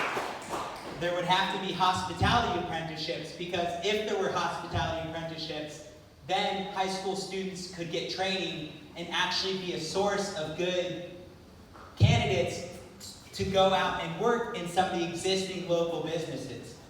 We would want there to be a farm-to-table restaurant at the resort. We would want it to have geothermal heating. We would want solar panels. We would want composting and recycling to be integrated into part of the resort. We would want it to have a state-of-the-art wastewater treatment facility. And for people who don't know this, wastewater treatment is typically a very energy-intensive process that could be improved dramatically. So those are the types of things that we would expect your group to adopt. And the sooner that you adopt those concepts, the more buy-in that you would have both from local businesses, and it would establish a layer of trust. The sooner that we get those concepts into the planning committee, the planning organization's mindset, then the better framework they have to move forward. Thank you. Aaron, thank you. About 8 or 10 good ideas there, and they'll be part of the record of today. And if you have a list, it'd be great for us to have a copy of that. But those ideas need to be on the table. I know one of the people involved with the broader East Kentucky task force that we put together, he's originally from Mount Sterling. He hasn't done lodges or anything, but he does build. And he's built some hotels, and he is proud that one of his was the first LEED certified hotel in Kentucky. And so that has been part of the conversation, that we would need to do something that is progressive in those terms. Maybe not to the degree you can outline, I don't know enough about it.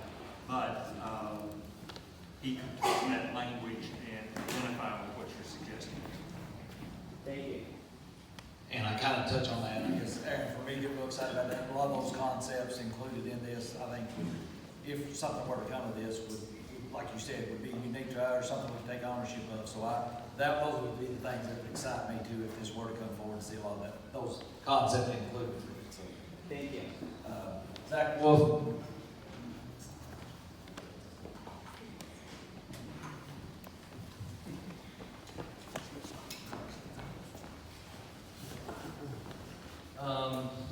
So I own some property over in Nada, and to me it seems like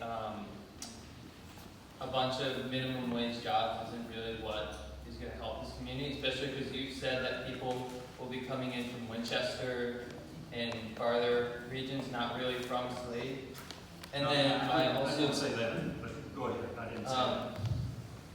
I also run a tourism business in Panama where we divert, we pay ourselves and then we pay our employees, and the rest of the profits go towards a community fund. I just would, maybe in like 50 years, 80 years, when you pay back your debts and then you pay your employees, you mentioned that there would be a nonprofit component to this. Why not just double down on that and have all the profits once you've paid yourselves off? If you're really interested in helping the community and not making money, then you would divert the profits once you've paid everything off. You pay your employees, and then the profits go towards local schools, helping people get low interest loans if they want to start their own business here. That to me is sustainable development, not coming in, building a huge resort. You say that you want to put a wedding venue, there are already wedding venues here. You said there's no meeting place in this area, like we're meeting right here, right now.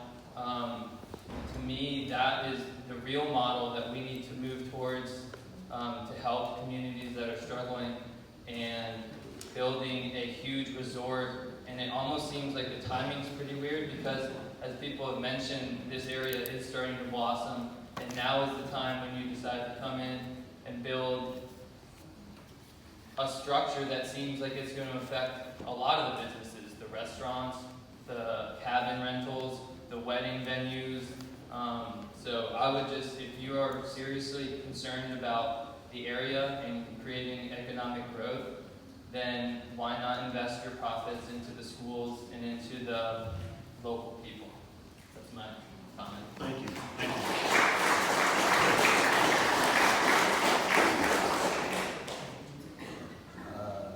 Stacy Bourbon.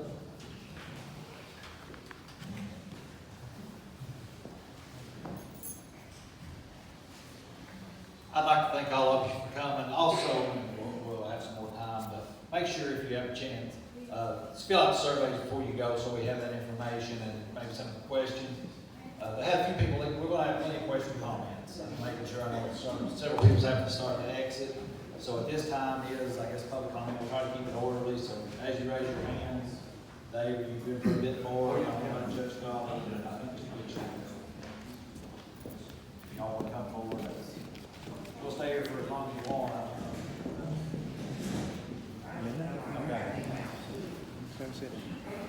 I don't know most of you in this room. My name is Jennifer Holland. I own Red River Gorge Campground, which was shut down a few years ago. For a while, I reopened it 2 years ago, so I'm new in the business world. But that campground is on land that has been in my family my entire life. I struggle every day to keep that campground going. As a woman, I work it, I manage it, I do all of the operation. What studies do you have to show you have all these other studies? How many of these studies have you done to show how it's going to impact people like me? Other communities, the cabin rentals, the other campgrounds, houses for guys. Have you done studies for those? And if so, how? Because not one person has ever contacted my business to discuss anything on how it impacts me or how my business is doing. So how would you all know how that's going to impact me if you've never reached out to us? Right. In which campground? Red River Gorge Campground. Okay. No, we haven't studied that, but part of the request for proposals said we want an economic impact analysis. What will be the economic impact even to the point of tax revenues that will, that will come into the county and that sort of thing. So that's all ahead of us. So that's not been done yet. No, ma'am. Donnie Lawson. Will it be done? It will be done in terms of an overall economic analysis. I don't know that they'll interview everybody. You all got a 2020 deadline, you said. On that piece of property, Okay. Here's my next question.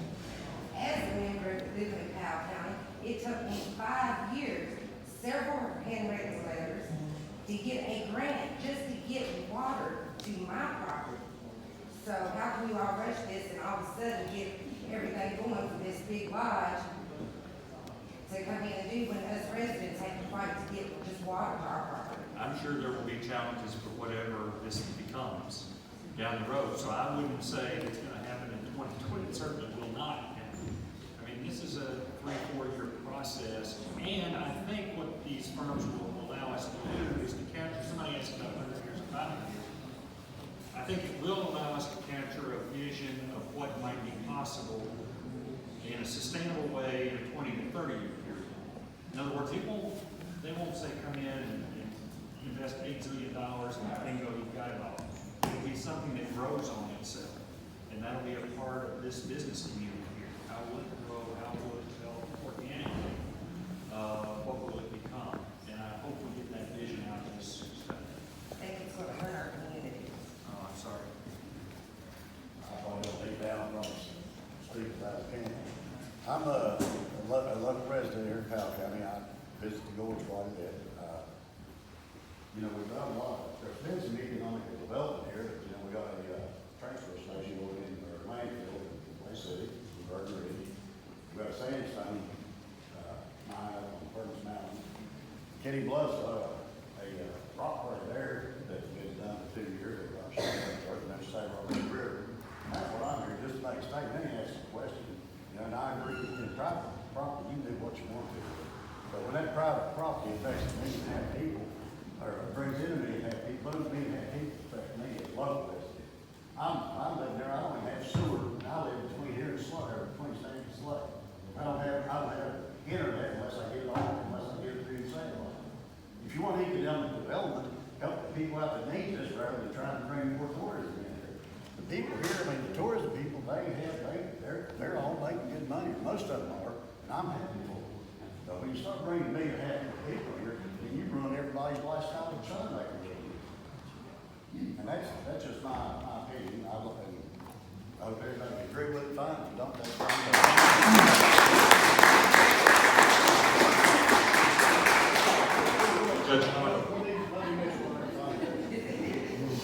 Now this river, from Lee City, from up the county, down to the Kentucky River, we take tons of trash out of it every year. So these are economic development, won't help us with that. I mean, that's what gets me. You want to spend all this money, but you don't want to help the local people. Period. Listen, one thing I think that has to be considered here is there's nobody, the judges who are sitting on this board, none of them were born judges. All of us have had businesses. We absolutely understand. And some of us still have businesses. The bankers have businesses, big local businesses. And nobody wants to change the area. This is a discussion right now saying that, and I sat on the newest guy. I've been there months. I've been to 2 meetings. And I sat there and I watched people that I've argued with and disagreed with my whole life. My whole life. I've been here since 1971. And I watched them take very calm, cool discussions as we brought in teams from Los Angeles, from South Carolina, from Atlanta, and with Kentucky people on their team. The entire concept here was preserve this region as best as possible. That's what the whole concept was. They talked about wellness. They talked about protecting the environment. They talked about adding businesses. They talked about complementing businesses. This study was to identify was to identify a group that would come in here and talk to the people to develop a concept that most people could accept. If you come in here with a chip on your shoulder saying it's going to take away things, then you're not listening with an open heart and mind. And all of us, all the judges, I can speak for the judges, we've all worked with the school systems, we've all worked trying to get internet, we've all worked trying to get trash cleaned up, we've all worked trying to pull all this stuff together, we hike these trails, we drive on our Jeeps, we do all the things that everybody else does. And our love for this community goes in, you've been here your whole life, haven't you? All right, I mean, our love goes, I mean, we've been part of these communities for our whole lives. Even when I wasn't here, this was home. All right, so if you just kind of step back for a second and think about this, the only concept, I mean, I heard one person say, is it possible there could be a 500-room thing there? Everybody, 99% of the people I heard speaking said 100, 150, but they don't know yet if the area will support that. That's what the people trying to get the job said. They said, we don't know what it will be. We don't know what the impact is yet. That's what this study is all about. But I can tell you, the people that sat in that room, and again, I want to reiterate this. I've argued with some of these people my entire life. I'm usually the one sitting out there. All right? But I will tell you right now, this is a group of people who care about this community, who are as embedded in this community as anybody in this room. And we represent a broad cross-section from those who have advanced education to those who don't. And we have this in the discussion about employability. None of us is a stranger to how difficult it is to hire quality people.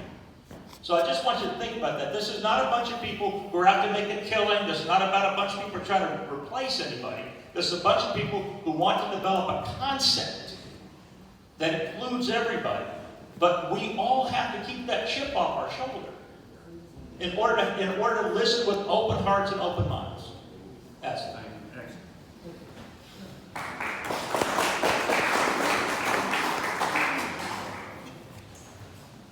Right before he speaks, if I could, I know some people have to filter out and might be the lunch hour. Oh, we're after lunch hour. If you do leave, stop being one of our local businesses. Spend a lot of money.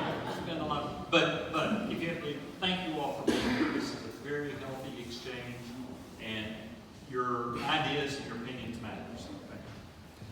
No, thank you for that. Guys, my name is Sam Schaefer. One, I really appreciate the dialogue that we have here. This is, the people in this room are what makes this community a success, and the people in this room and your time commitment that you have right now to this endeavor is why it's going to succeed for everybody, not only for the committee, but for the local business owners. Every single person in this room, I think, has been involved in some type of outreach, small business, sustainable program for the environment, whatever it might be. Your personal time and dedication is what makes this community succeed, and that doesn't go away no matter who comes in. And that's what the community is all about. I come to you personally today as a business leader, as an Eastern Kentucky native. I'm the son of a coal miner. I'm an outdoor enthusiast, steward of the land, and I'm a father. I grew up in Eastern Kentucky and loved the outdoors, and whenever it was time for me to leave the house at 18, I wanted to pursue a career in hospitality and tourism. And Eastern Kentucky 20 years ago was not that place. It is not the place of 5 years ago when we kind of started to blossom here in this gorge area. And so I had to go to West Virginia. I had to go to Tennessee. I found myself as a whitewater raft guide and moved up in the hospitality industry with that. But I also started as a busboy, a place called Dirty Ernie's Rib Pit in Fayetteville, West Virginia. I don't know if you guys have ever been there. Whenever we talk about bringing in tourism and bringing in some of these hospitality entities at a large resort as such, a lot of people get this stigma of these are minimum wage jobs. I've been in the hospitality industry my whole life. There are minimum wage jobs that are necessary for this environment to succeed, but there's also a lot of really good salary jobs. I started off as a busboy, and I've moved my way up because of it. And it allows for opportunities that people don't receive in technical vocation, in college 4-year degrees, or whatever that might be, to have a career path that normally they wouldn't be able to be exposed to. Endeavors such as this are truly what we need to have a lot of these small businesses reach the next level. I heard a lot of people today talk about the reason that they come to the Gorge is because of the growth and the quietness and the calmness that they receive. You're not growing if you're not uncomfortable. And I think this meeting here today is a true testament of that. And if we're not challenging ourselves to go outside of our comfort zone, we're not creating a sustainable business practice. All of the business owners here today, I think that you want at some point to hand your business down to your child. I know that I do. And that's a really powerful thing for me. But if I don't grow in that business practice, then it's not going to be sustainable and it's not going to create a blueprint for me to hand down to my daughter. The thing that I really enjoyed today about the opportunity that the RRED is bringing to us is to have a big name partnership in our program. As a small business owner, how many times today have we heard about internet and infrastructure and sewer? These things are very, very hard for us to get as small business owners. Taking 5 years writing grant letters just to get water and sewer into your own establishment, that's a headache, and that's a huge time consumer. If you bring a little bit of a bigger name into our community as a partnership, you're going to have a lobbyist inside of your corner to help you do things that you could not do on your own. These are people who want the same things that you do. These are people that, and I talk to these people, are people who want the same things that you do. Whenever we invite a new partner into our community, we have to embrace them as part of that community. If we really want to see this community grow organically like it has to, we have to allow people to come in with it. One of the things that I would challenge our lead with is in your proposal, in your purpose statement, you have written that you want to create an anchor attraction. I would argue that the anchor attraction is already here. That the Red River Gorge is the attraction. I'm an avid climber, I'm an avid hiker, I'm an avid mountain biker, and all these things bring me to this area. Whenever I started to move up in the hospitality and tourism industry, jobs took me to Tennessee, to Indiana, to West Virginia, and there was nothing here in eastern Kentucky to keep me transplanted here. But guess where I was every single weekend? I'd drive back to the Gorge because this was home. And there are so many people who grow up in these surrounding communities like myself who want that experience of a job, who want to have a family, who want to live in a community that supports them, but the jobs aren't here. And to have that embrace of a place where you can play and work is what's going to help this community truly sustain. If you want to have a place where you're going to attract millennials and you're going to attract good jobs and you're going to attract some of the industry that we talked about, some of the manufacturing positions that we talked about, then we have to have places for those people to go and have places for them to recreate. A hospitality venue that we're talking about is a wonderful first step to be a large employer. Even a small hotel, and in my world, small, 150 to 200 rooms is very, very small. But even a venue such as that is going to have 20, 30 salary support positions very, very easily in order to have a community and a residential neighborhood attached to it. That's going to bring places where skilled laborers are going to want to live. They're going to have places where they want to raise their families. Housing here is a huge shortage. I've lived in Slade, I've lived over in Pine Ridge area, I've lived down in Wolf County, I've now lived in Jessamine County just because of the housing situation that's here. There's not a lot of good options as far as housing goes. So we have to consider all of these things. I won't take up too much time.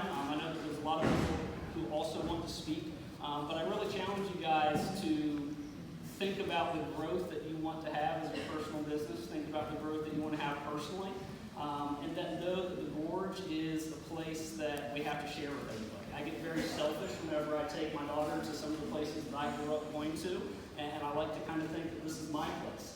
But it's mine, but it's also yours, and it's everybody else's who haven't experienced that yet. And whenever we invite people in here, we're just talking about lodging right now. A lot of you are in the lodging business, but a lot of you are also in the tourism business, and whenever these people stay, we need a place for them to stay. We need attractions to bring them here. A larger corporation or a larger entity is going to bring marketing dollars to the area. It's going to bring awareness to the area. That's going to in turn bring more people to this area. And we really have to make sure that we understand the positive benefit that that's going to have for us. Whenever these people come in, we are in a day's drive, 2/3 of the population. But whenever these people drive in, they also leave that same night. If you can capture that audience for another 24 hours or another 48 hours, now they're not only dining at your restaurant once, they're dining at your restaurant twice. They're stopping in at the local gift shops. They're taking that paddleboarding tour. They're taking that hiking tour. They're going and getting a climbing guide for them. Having people stay here for an extended period of time, 12 more hours, 24 more hours, that's really what we have to look at to capture this audience and for our businesses to succeed. I'll yield my time. I appreciate it. Can you say your affiliation again? I'm sorry, I didn't understand. Who are you? My name's Sam. I represent a regional restaurants chain that's looking at, we're a management company. Excuse me? What's the restaurant? River Road Restaurant Group. We represent quite a few different concepts. We're looking for a concept that could potentially benefit this area. More So so. you would like to bring, so you're interested in having restaurants in the Potentially. We have no idea. I am being exposed to this meeting for the first time, this information, just as you guys are. We're very interested in, helping out where we can. I personally don't think that even with this, that the area is ready for any type of commercial restaurant chain. It's just not a sustainable practice until we get more physical restaurants into this community. Right now we're more interested in, Hazard, Pikeville, Mount Sterling, and things like this. But at the same time, we want to make sure that we're involved and things go. I'm here more so as a personal steward than a business steward today because I do love the River Gorge. Yeah, how are you? My question is, you say you work for restaurants and things like that. Do you work for the corporation restaurants that like to throw you, McDonald's, Kentucky Fried Chicken, something like that? If you're bringing more people in, you're saying restaurants and stuff would probably be more interested in bringing more restaurants and stuff into the city. And if so, how would that hurt the local business? Sure, no, that's a great point. I think that right now the Gorge, from a personal standpoint, is a great local commodity, and it's those attractions. You're never going to compete with Miguel's. You're never going to compete with the Rock House. You're never going to compete with those places. I think those have to be protected. And those How do you know you would be competing with them? If they sell if you have two restaurants, they compete with each other. It's just the nature of the business, I think. But I thought you said that you weren't going to compete with them. We're getting a little bit off topic. We're letting the local business person get up and have the platform, so we'll stop there. We're getting. Thank you for the time. Brandon wants to say a few words, and then y'all have a few things. So this is on behalf of tourism. I tried to wait until the last so I could see. Some of our business owners were not able to be here today because they had prior commitments, so they had questions that they had sent to me. So I was trying to make sure that those questions weren't going to be redundant at the end. I wanted to touch on a couple of things, and then I'll ask Dave the questions if that's okay with you. First, one of the things that I wanted to touch on, I think the name is Zach. I'm not positive. I thought that that's what they said. You mentioned that we're in a meeting room now. Now that is one of the things that I want to touch on because yes, we are in a meeting room, but being part of tourism, as a director, we are part of different groups throughout the state. We have KACBB and KTIA, and I know those are big letters, but one of the things that we do is we have spring and fall and annual conferences. So we travel around to all these different areas and they're learning experiences at those same times. So then while we're there, they take us on field studies and field trips, pretty much. And you go to these places and you see what their local attractions are and their local businesses. So like here, we could take people to eat at Miguel's, and we could go to Southeast and do some climbing, or we could kayak down the Red. And then that gives those directors and those core people that are in the tourism industry that first-hand experience. And like this meeting space, we would not be able to do it. You have to have a minimum of a lodging facility that would hold, that has 50 rooms, and your facility has to be able to hold at least 200 people. This is set up for 100 people right now. So this would not be an adequate lodging facility. And also, if we go back to infrastructure, internet is not here in order to have those big projections and stuff. So I did just want to talk on that. Yes, this is a meeting room, but it's not to the capacity that it could actually influence our economic development. But a couple of other things, questions for you. Sorry, some of these are redundant. But I did want to ask, some of these are along the same thing, but this is also on behalf of my own questions. Whenever it comes to the study, how can we get our questions on the table for that? So like one of the questions that we have from one of the local lodging authorities is, in your study, can you develop and see how many weekends per year that all of our hotel rooms and all of our lodging industries are already booked? Because if you are creating something that's middle to higher class, that is directly competing with who is already here. So are you going to be moving those people from one facility to your facility, or are you planning on doing studies to see if you make this a higher scale, that you're actually bringing in a totally different class of people instead of people that are already here and moving them around to the lodging companies that are already here? You know, the firms that we have been interviewing are experts at saying, here's what millennials will spend money on, here's what baby boomers want. Here are people that used to come and hike the trails, but now they've got kids that hike the trails and they want a spa treatment and, you know, whatever. They will analyze that, I think, up one side and down the other, and come back to a proposal as to what will work. In terms of your question of when would you get those questions on the table, I'd say as of today, starting. But then also when the chosen firm comes in, and we'll make it public, it'll be on the website everywhere, just like for today, that they're gonna have a 2-hour session or a day-long session, I don't know what, but there will be a mechanism, process announced, and then this advisory board will be put together. And so all that'll blend together into a product of input.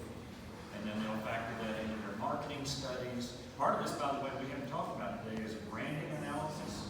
You know, what is the best way to promote this area in a solid way that would appeal to people.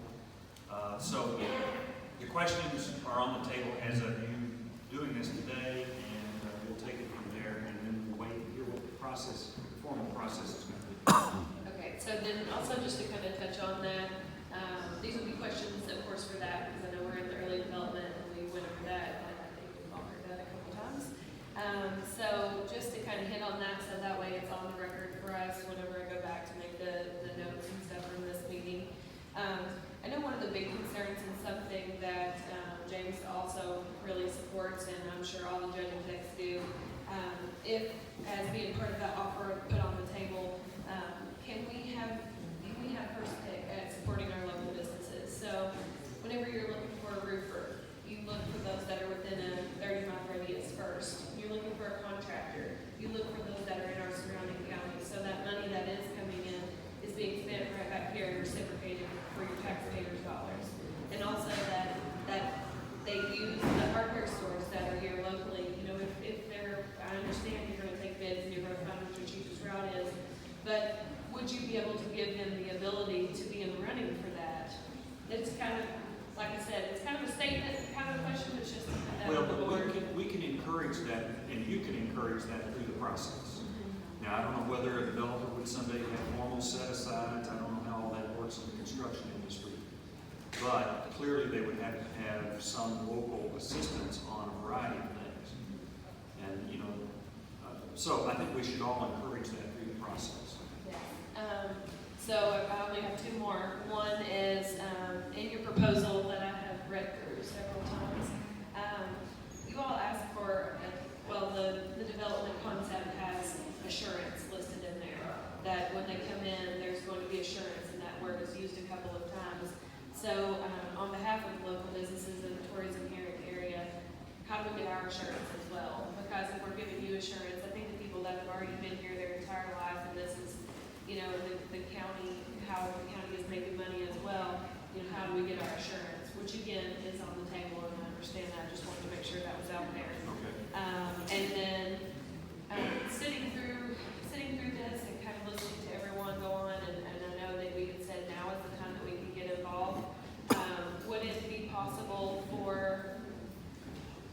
possible for us to form our own group, that we had a small advisory board for, that then would pick a representative to be able to talk to you guys about this. Yeah, maybe so. Matter of fact, as I hear all the local business people talking, I think to myself, because I come from a Chamber of Commerce background, and I think, they're sounding a whole lot like a Chamber of Commerce.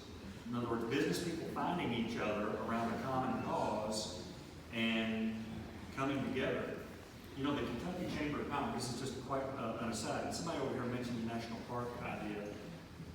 It sounds like a tough lift, but the Kentucky Chamber of Commerce was formed back at a time when they decided to appeal to the federal government to make Mammoth Cave a national park. It was like the first project of the Kentucky Chamber of Commerce. So when I said we hadn't been in the tourist business since then, and now we find ourselves back in because we see so much opportunity here. But businesses getting together and perhaps nominating one or two or three or four. We've got to have that dialogue as to how to create the advisory group. It can't be everybody, it can't be, all this today. Question, please.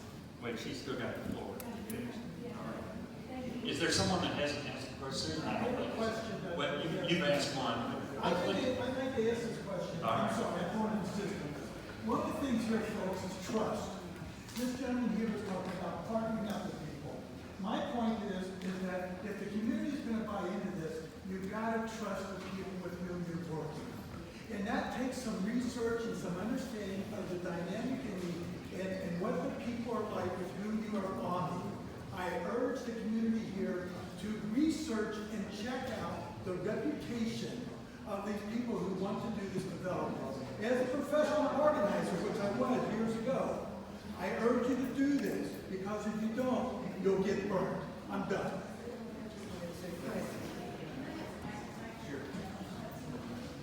She's soft-spoken, but when she speaks, people listen. My name is Susan. I'm from Kells. No, you are. We've been here 35 years. We came with nothing and have paid taxes. I find it unfair for a nonprofit to come in, and I've seen this in other counties. I mean, we pay property tax, everything we develop, we pay more property taxes. If we bought some land in Batesville, the taxes are really high in Batesville. I find it resentful that a nonprofit can come in, put millions of dollars into development, pay $0 in taxes. I don't see how that's economic development, because, it's just a total profit. When you look at the Greenbrier Resort, they hire immigrants to have food service. They're not even bringing in that much. And then if you're talking about bringing employment for people who have higher skills, you're not looking at a local market. You're bringing in people from Winchester and Lexington and beyond. So I don't see the economic development side of it, other than the people that have invested in it. And then continuing with this theme, there's a place in Carolina there's places in the country that ban Walmarts from coming in. Why? A $10 pair of sandals sold at Walmart, that money goes to Arkansas or New York City or somewhere else. A local community sells that same $10 sandals, it goes into the local banks, it goes into the local people, which that's economic development to me. So I don't see this as worthy as a nonprofit venture. I see hospitals, I see people with disease foundations helping people. I see this as a total for-profit organization. And I don't know, we don't have zoning here, we can't say. To me, what you're doing is no different than Walmart, because this is a hospitality grassroots organization between the restaurants and the lodging. So for a big company like yours coming in elsewhere, it's very similar to a Walmart convenience. The second thing is, you're a business coming into a community of strangers. What put me off from the very get-go is this line in their agenda saying, we're working on getting non-compete clauses. So that means anyone around us can't compete with us.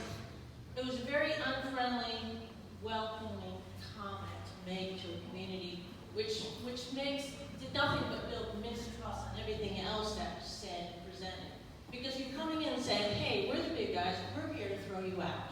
It's just a very sour approach to coming into a small community that supposedly the money's here for economic, to one of the poorest communities.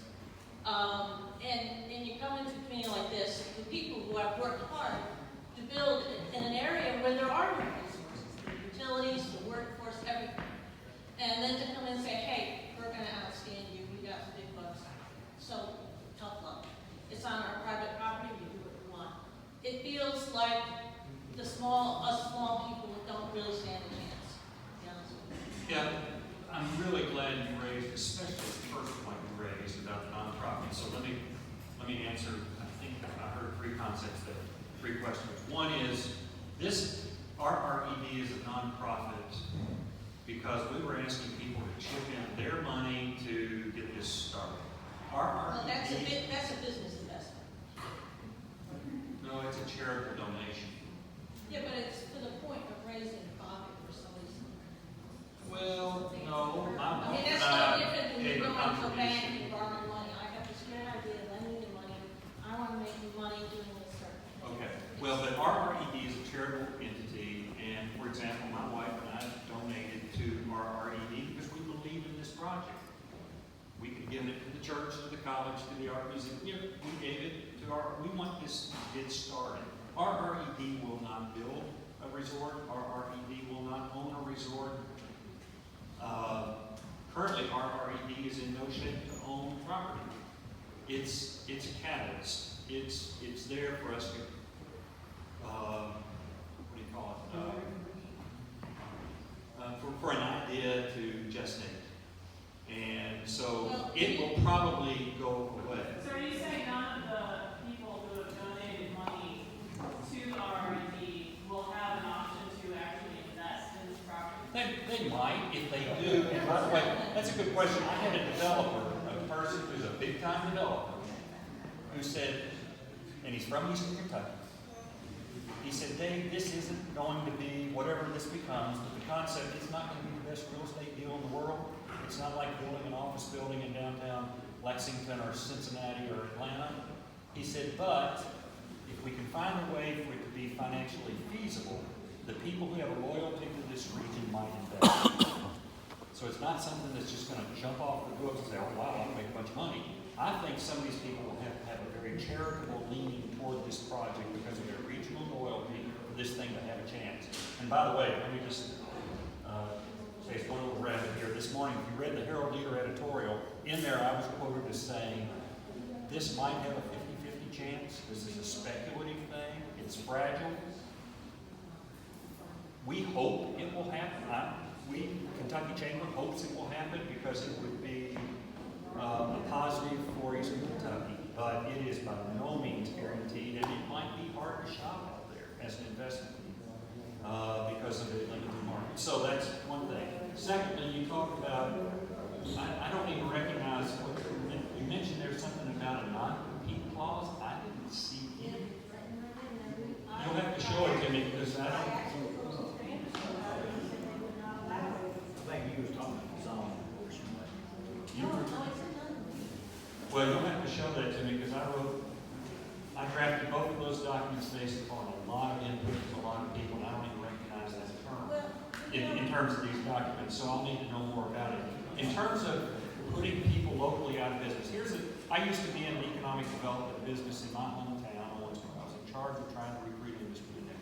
One thing I learned that there are primary jobs and there are secondary jobs. Primary are the ones that bring new wealth into your community. So manufacturing typically is a primary job. Whereas a restaurant would be secondary. It lives off of the market that's already there.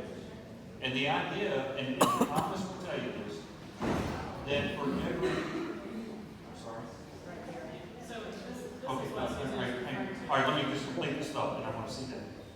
For every primary job that's created, in other words, it's draws money in from outside, and this would apply to the gals.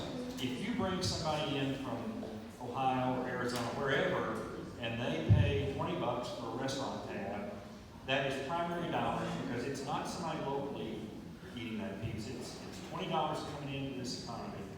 It spends several times, and for every one job that's created, that's a primary job, you have about 2.3 more jobs created that are secondary. So in other words, let's say you had a place up here, a new resort area, or some other attraction that had 100 jobs. 100 people eat pizza. There will be 230 jobs created if those 100 jobs are bringing new people and new dollars into this economy.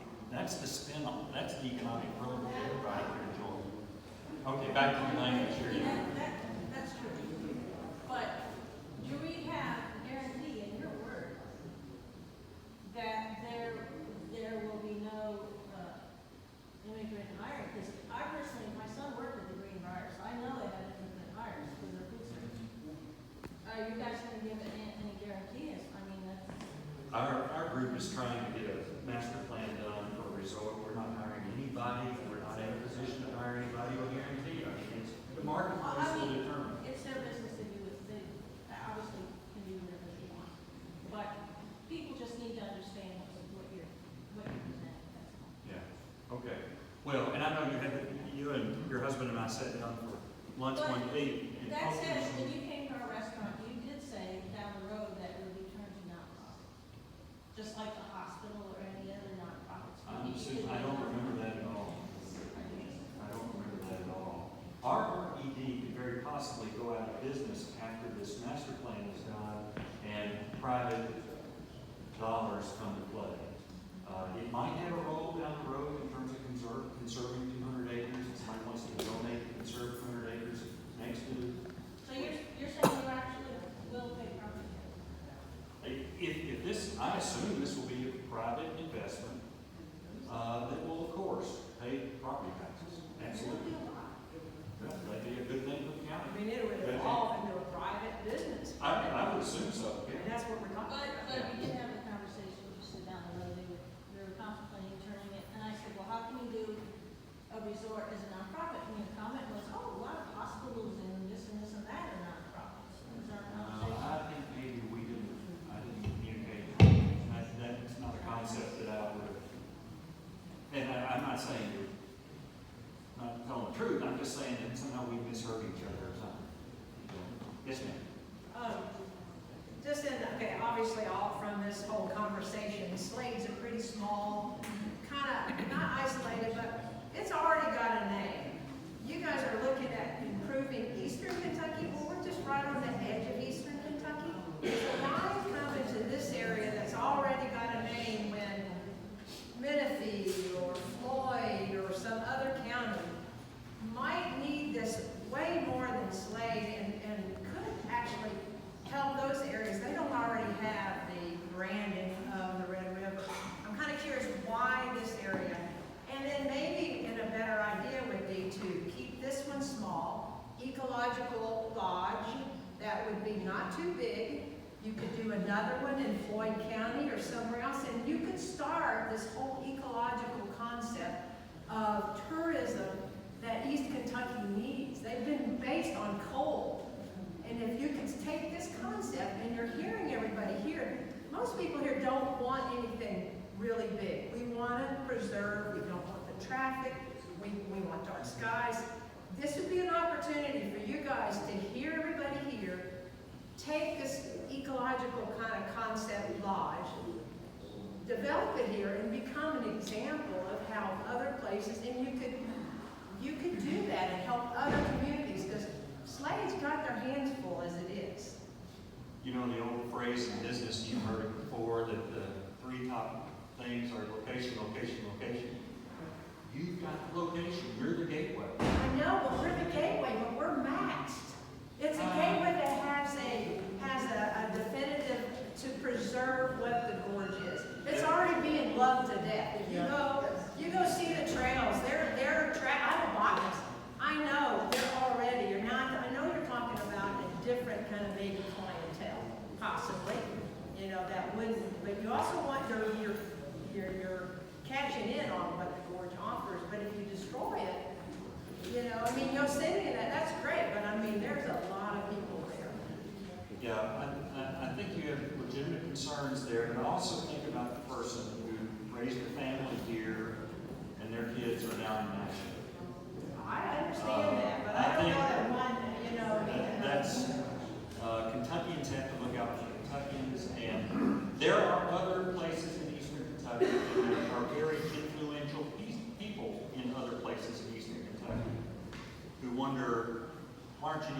here. We've got abandoned line, the marketplace will go there.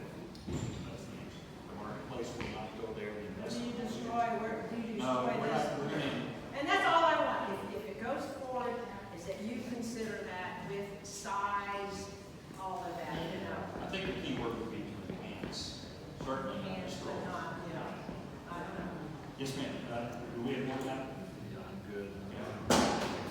You yielded your time earlier. Yeah, I yielded my place in life for this very reason, because the people that came here today have limited time, they're taking time off work, and they needed to be heard.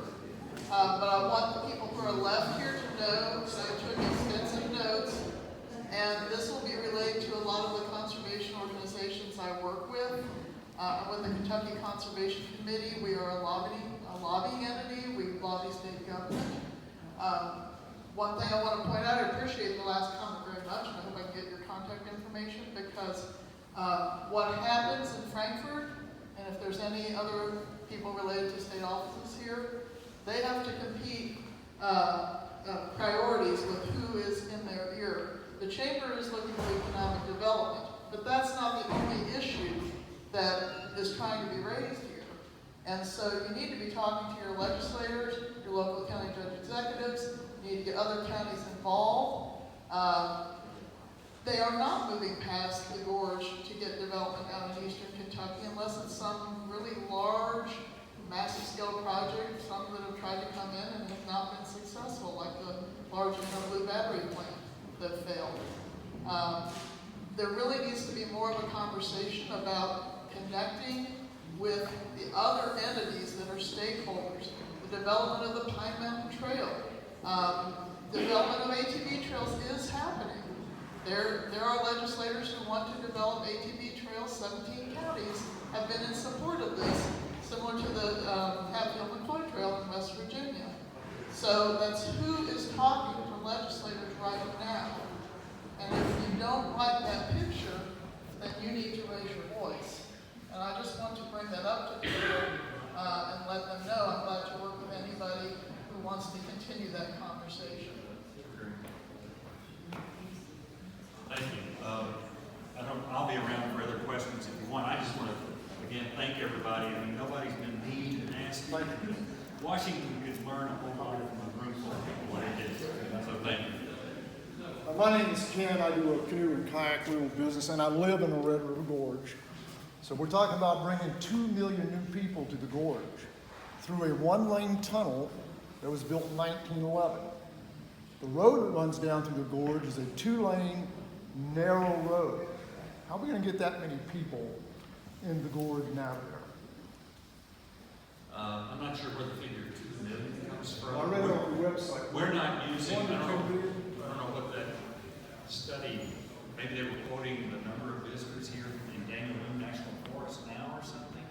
That seems extreme even for Daniel Boone National Forest. What I read was an additional 1 to 2 million. Whatever the number is, Yeah. they still all have to go through a one-lane tunnel. Have you been down through the gorge on a busy weekend? You know what I'm talking about. Very, very busy. The road's really winding, and that's the thing that's the draw that's bringing people here. So that means to me that you're going to have to create a lot of parking, or you have to widen that road all the way to the gorge. Well, through this planning process, we will have the opportunity to state those concerns and get projections for what really would occur. I think in terms of millions is way exaggerated. I'll have to look back through those studies and see. I think they must have been referring to total visitorship. I mean, Mammoth Cave doesn't pull that many people. Whatever that And they're the number, one in whatever the that state. number is, anything you add to the current traffic is going to be a problem. There's a tunnel there that's built in 1911, designed for a narrow rail car. Right. I mean, it's already an issue getting through the tunnel. If you add more people to that, it's just going to be a bigger issue.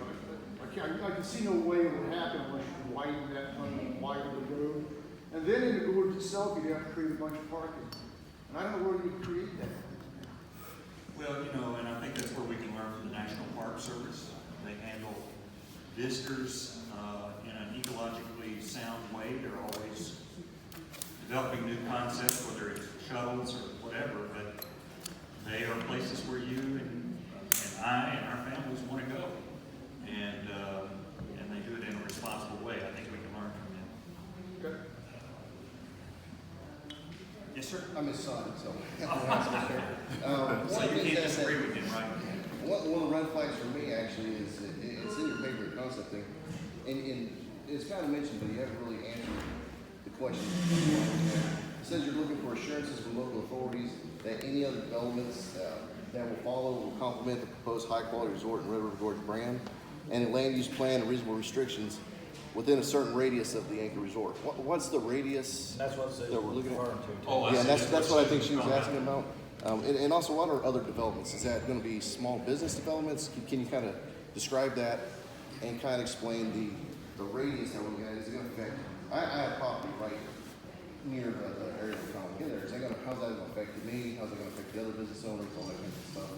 And also, maybe if I get Judge Anderson to weigh in on that as well.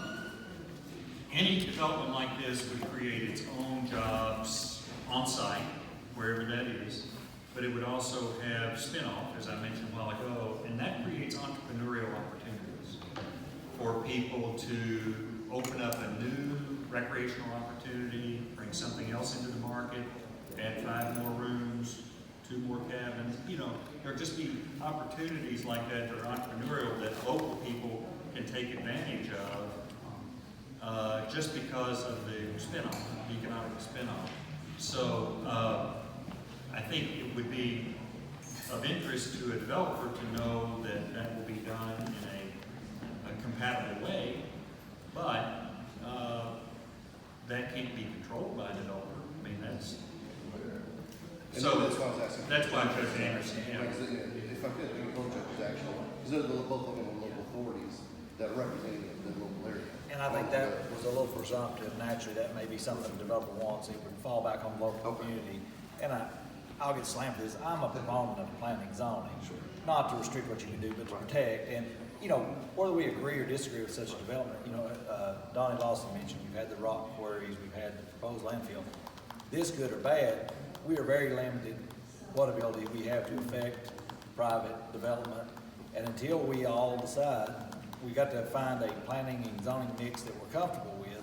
We're conceding a lot of local ability to dictate or help preserve, right? And that's what mine is, not to control, it's more to protect and control. So I think that would be something maybe if a developer took this project, that they may something they would lobby our local people for. I would, kind of back to the Walmart concept, I'd be very uneasy to say I'm gonna give some large corporation exclusive rights.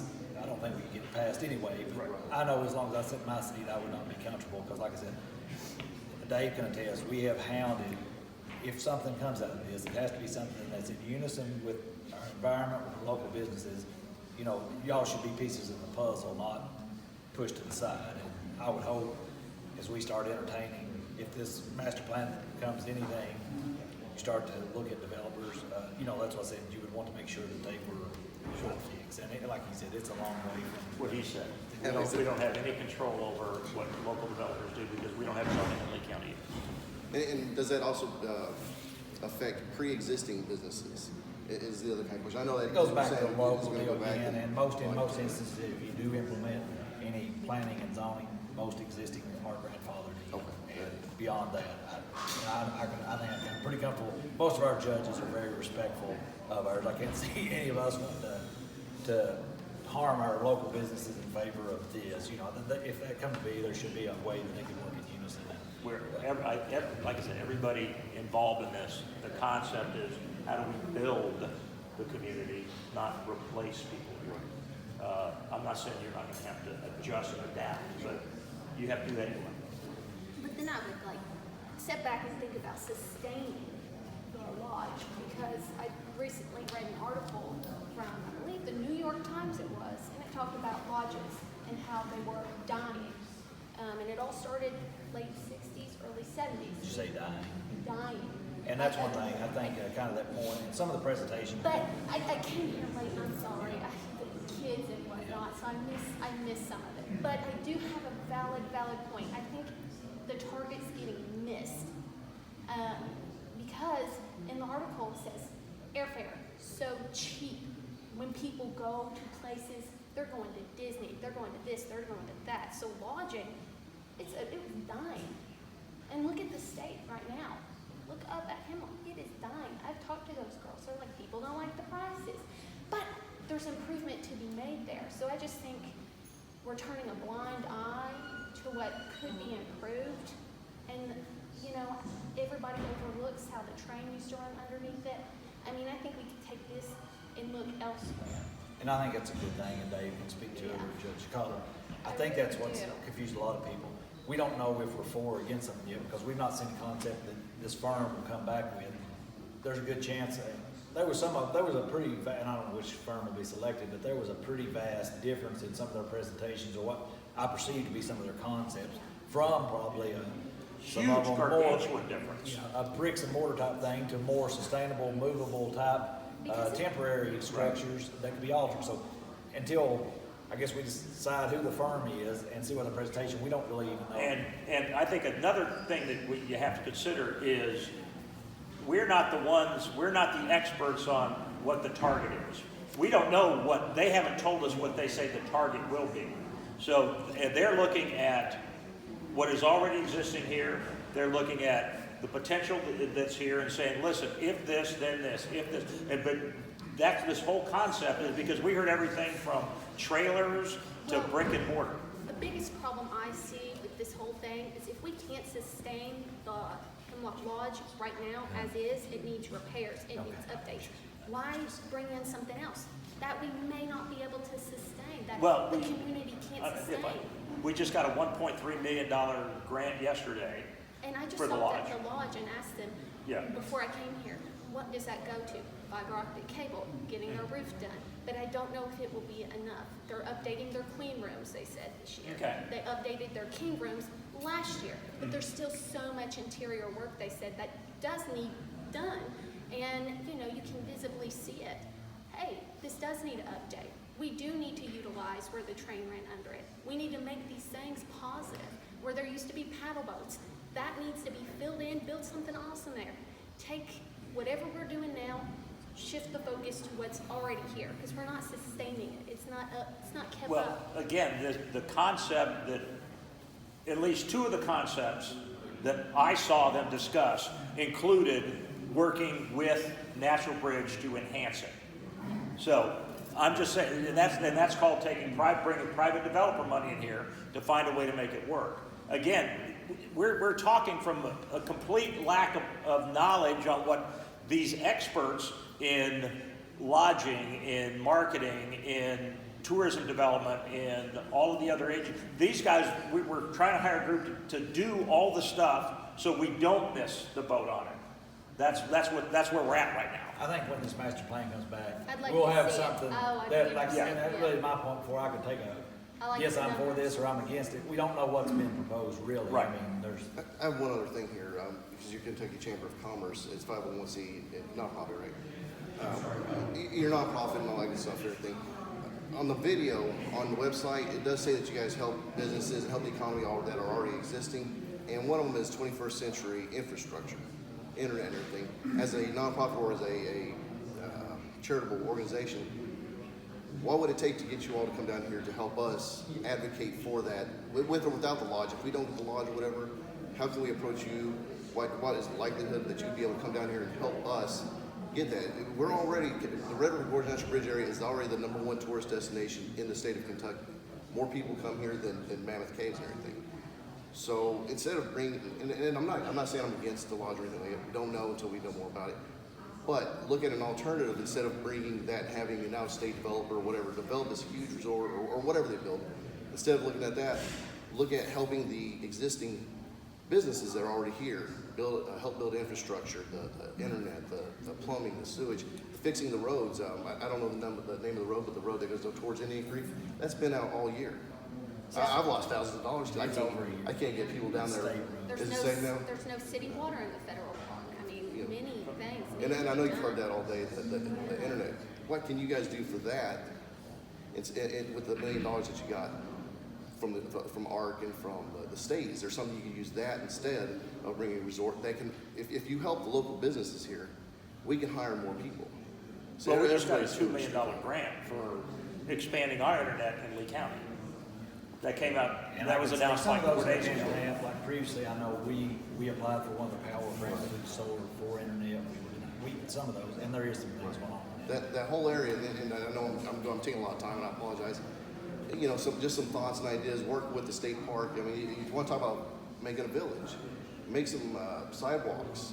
You know, help That's a sidewalks huge down thing. to where I think Nancy Yeah, was the money, down to all the restaurants that can. $1 million cannot be repurposed. I mean, if we don't use it, it would be lost, it would be spent in some other part of the country. It is for that was for the master plan, but that's not the master plan is designed or whatever. That doesn't mean that you necessarily are going to go toward the sort of stop funding. I'm not saying stop, but you can technically start funding towards put health resort all that stuff in.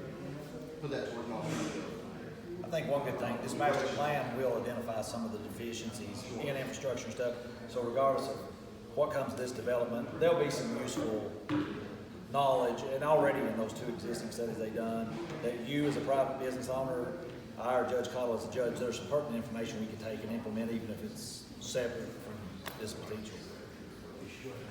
I think Stu's waiting to talk to us over here. Go ahead, we'll end right here. Yes, my question would be, so if this does go through, it's going to bring a lot more people into the area, right? Okay, one of the questions that, and I'm surprised nobody's brought up is hospital. Okay, are most level one trauma centers in UK and Pikeman too. when somebody falls off a cliff, you gotta go and rescue them like 2:30, 3 o'clock in the morning, it may be 4 or 5 hours to get them out to an ambulance. You know, I always, and not just because this, I've always thought this for years, since around Slade and stuff is a gateway to the mountains, while there is not a hospital located somewhere within this area, to at least stabilize the Closest, the closest would be Winchester. Which what's that, really is that like- Baptist? No, they're actually UK called. Oh, really? Winchester, that's right, they're UK actually owns. And then St. Joe's is Mount Sterling. I think there should be some kind of infrastructure of a emergency room or something like that. Because a lot of people, I've been on fire for 7 years, I've brought people out that could have possibly made it.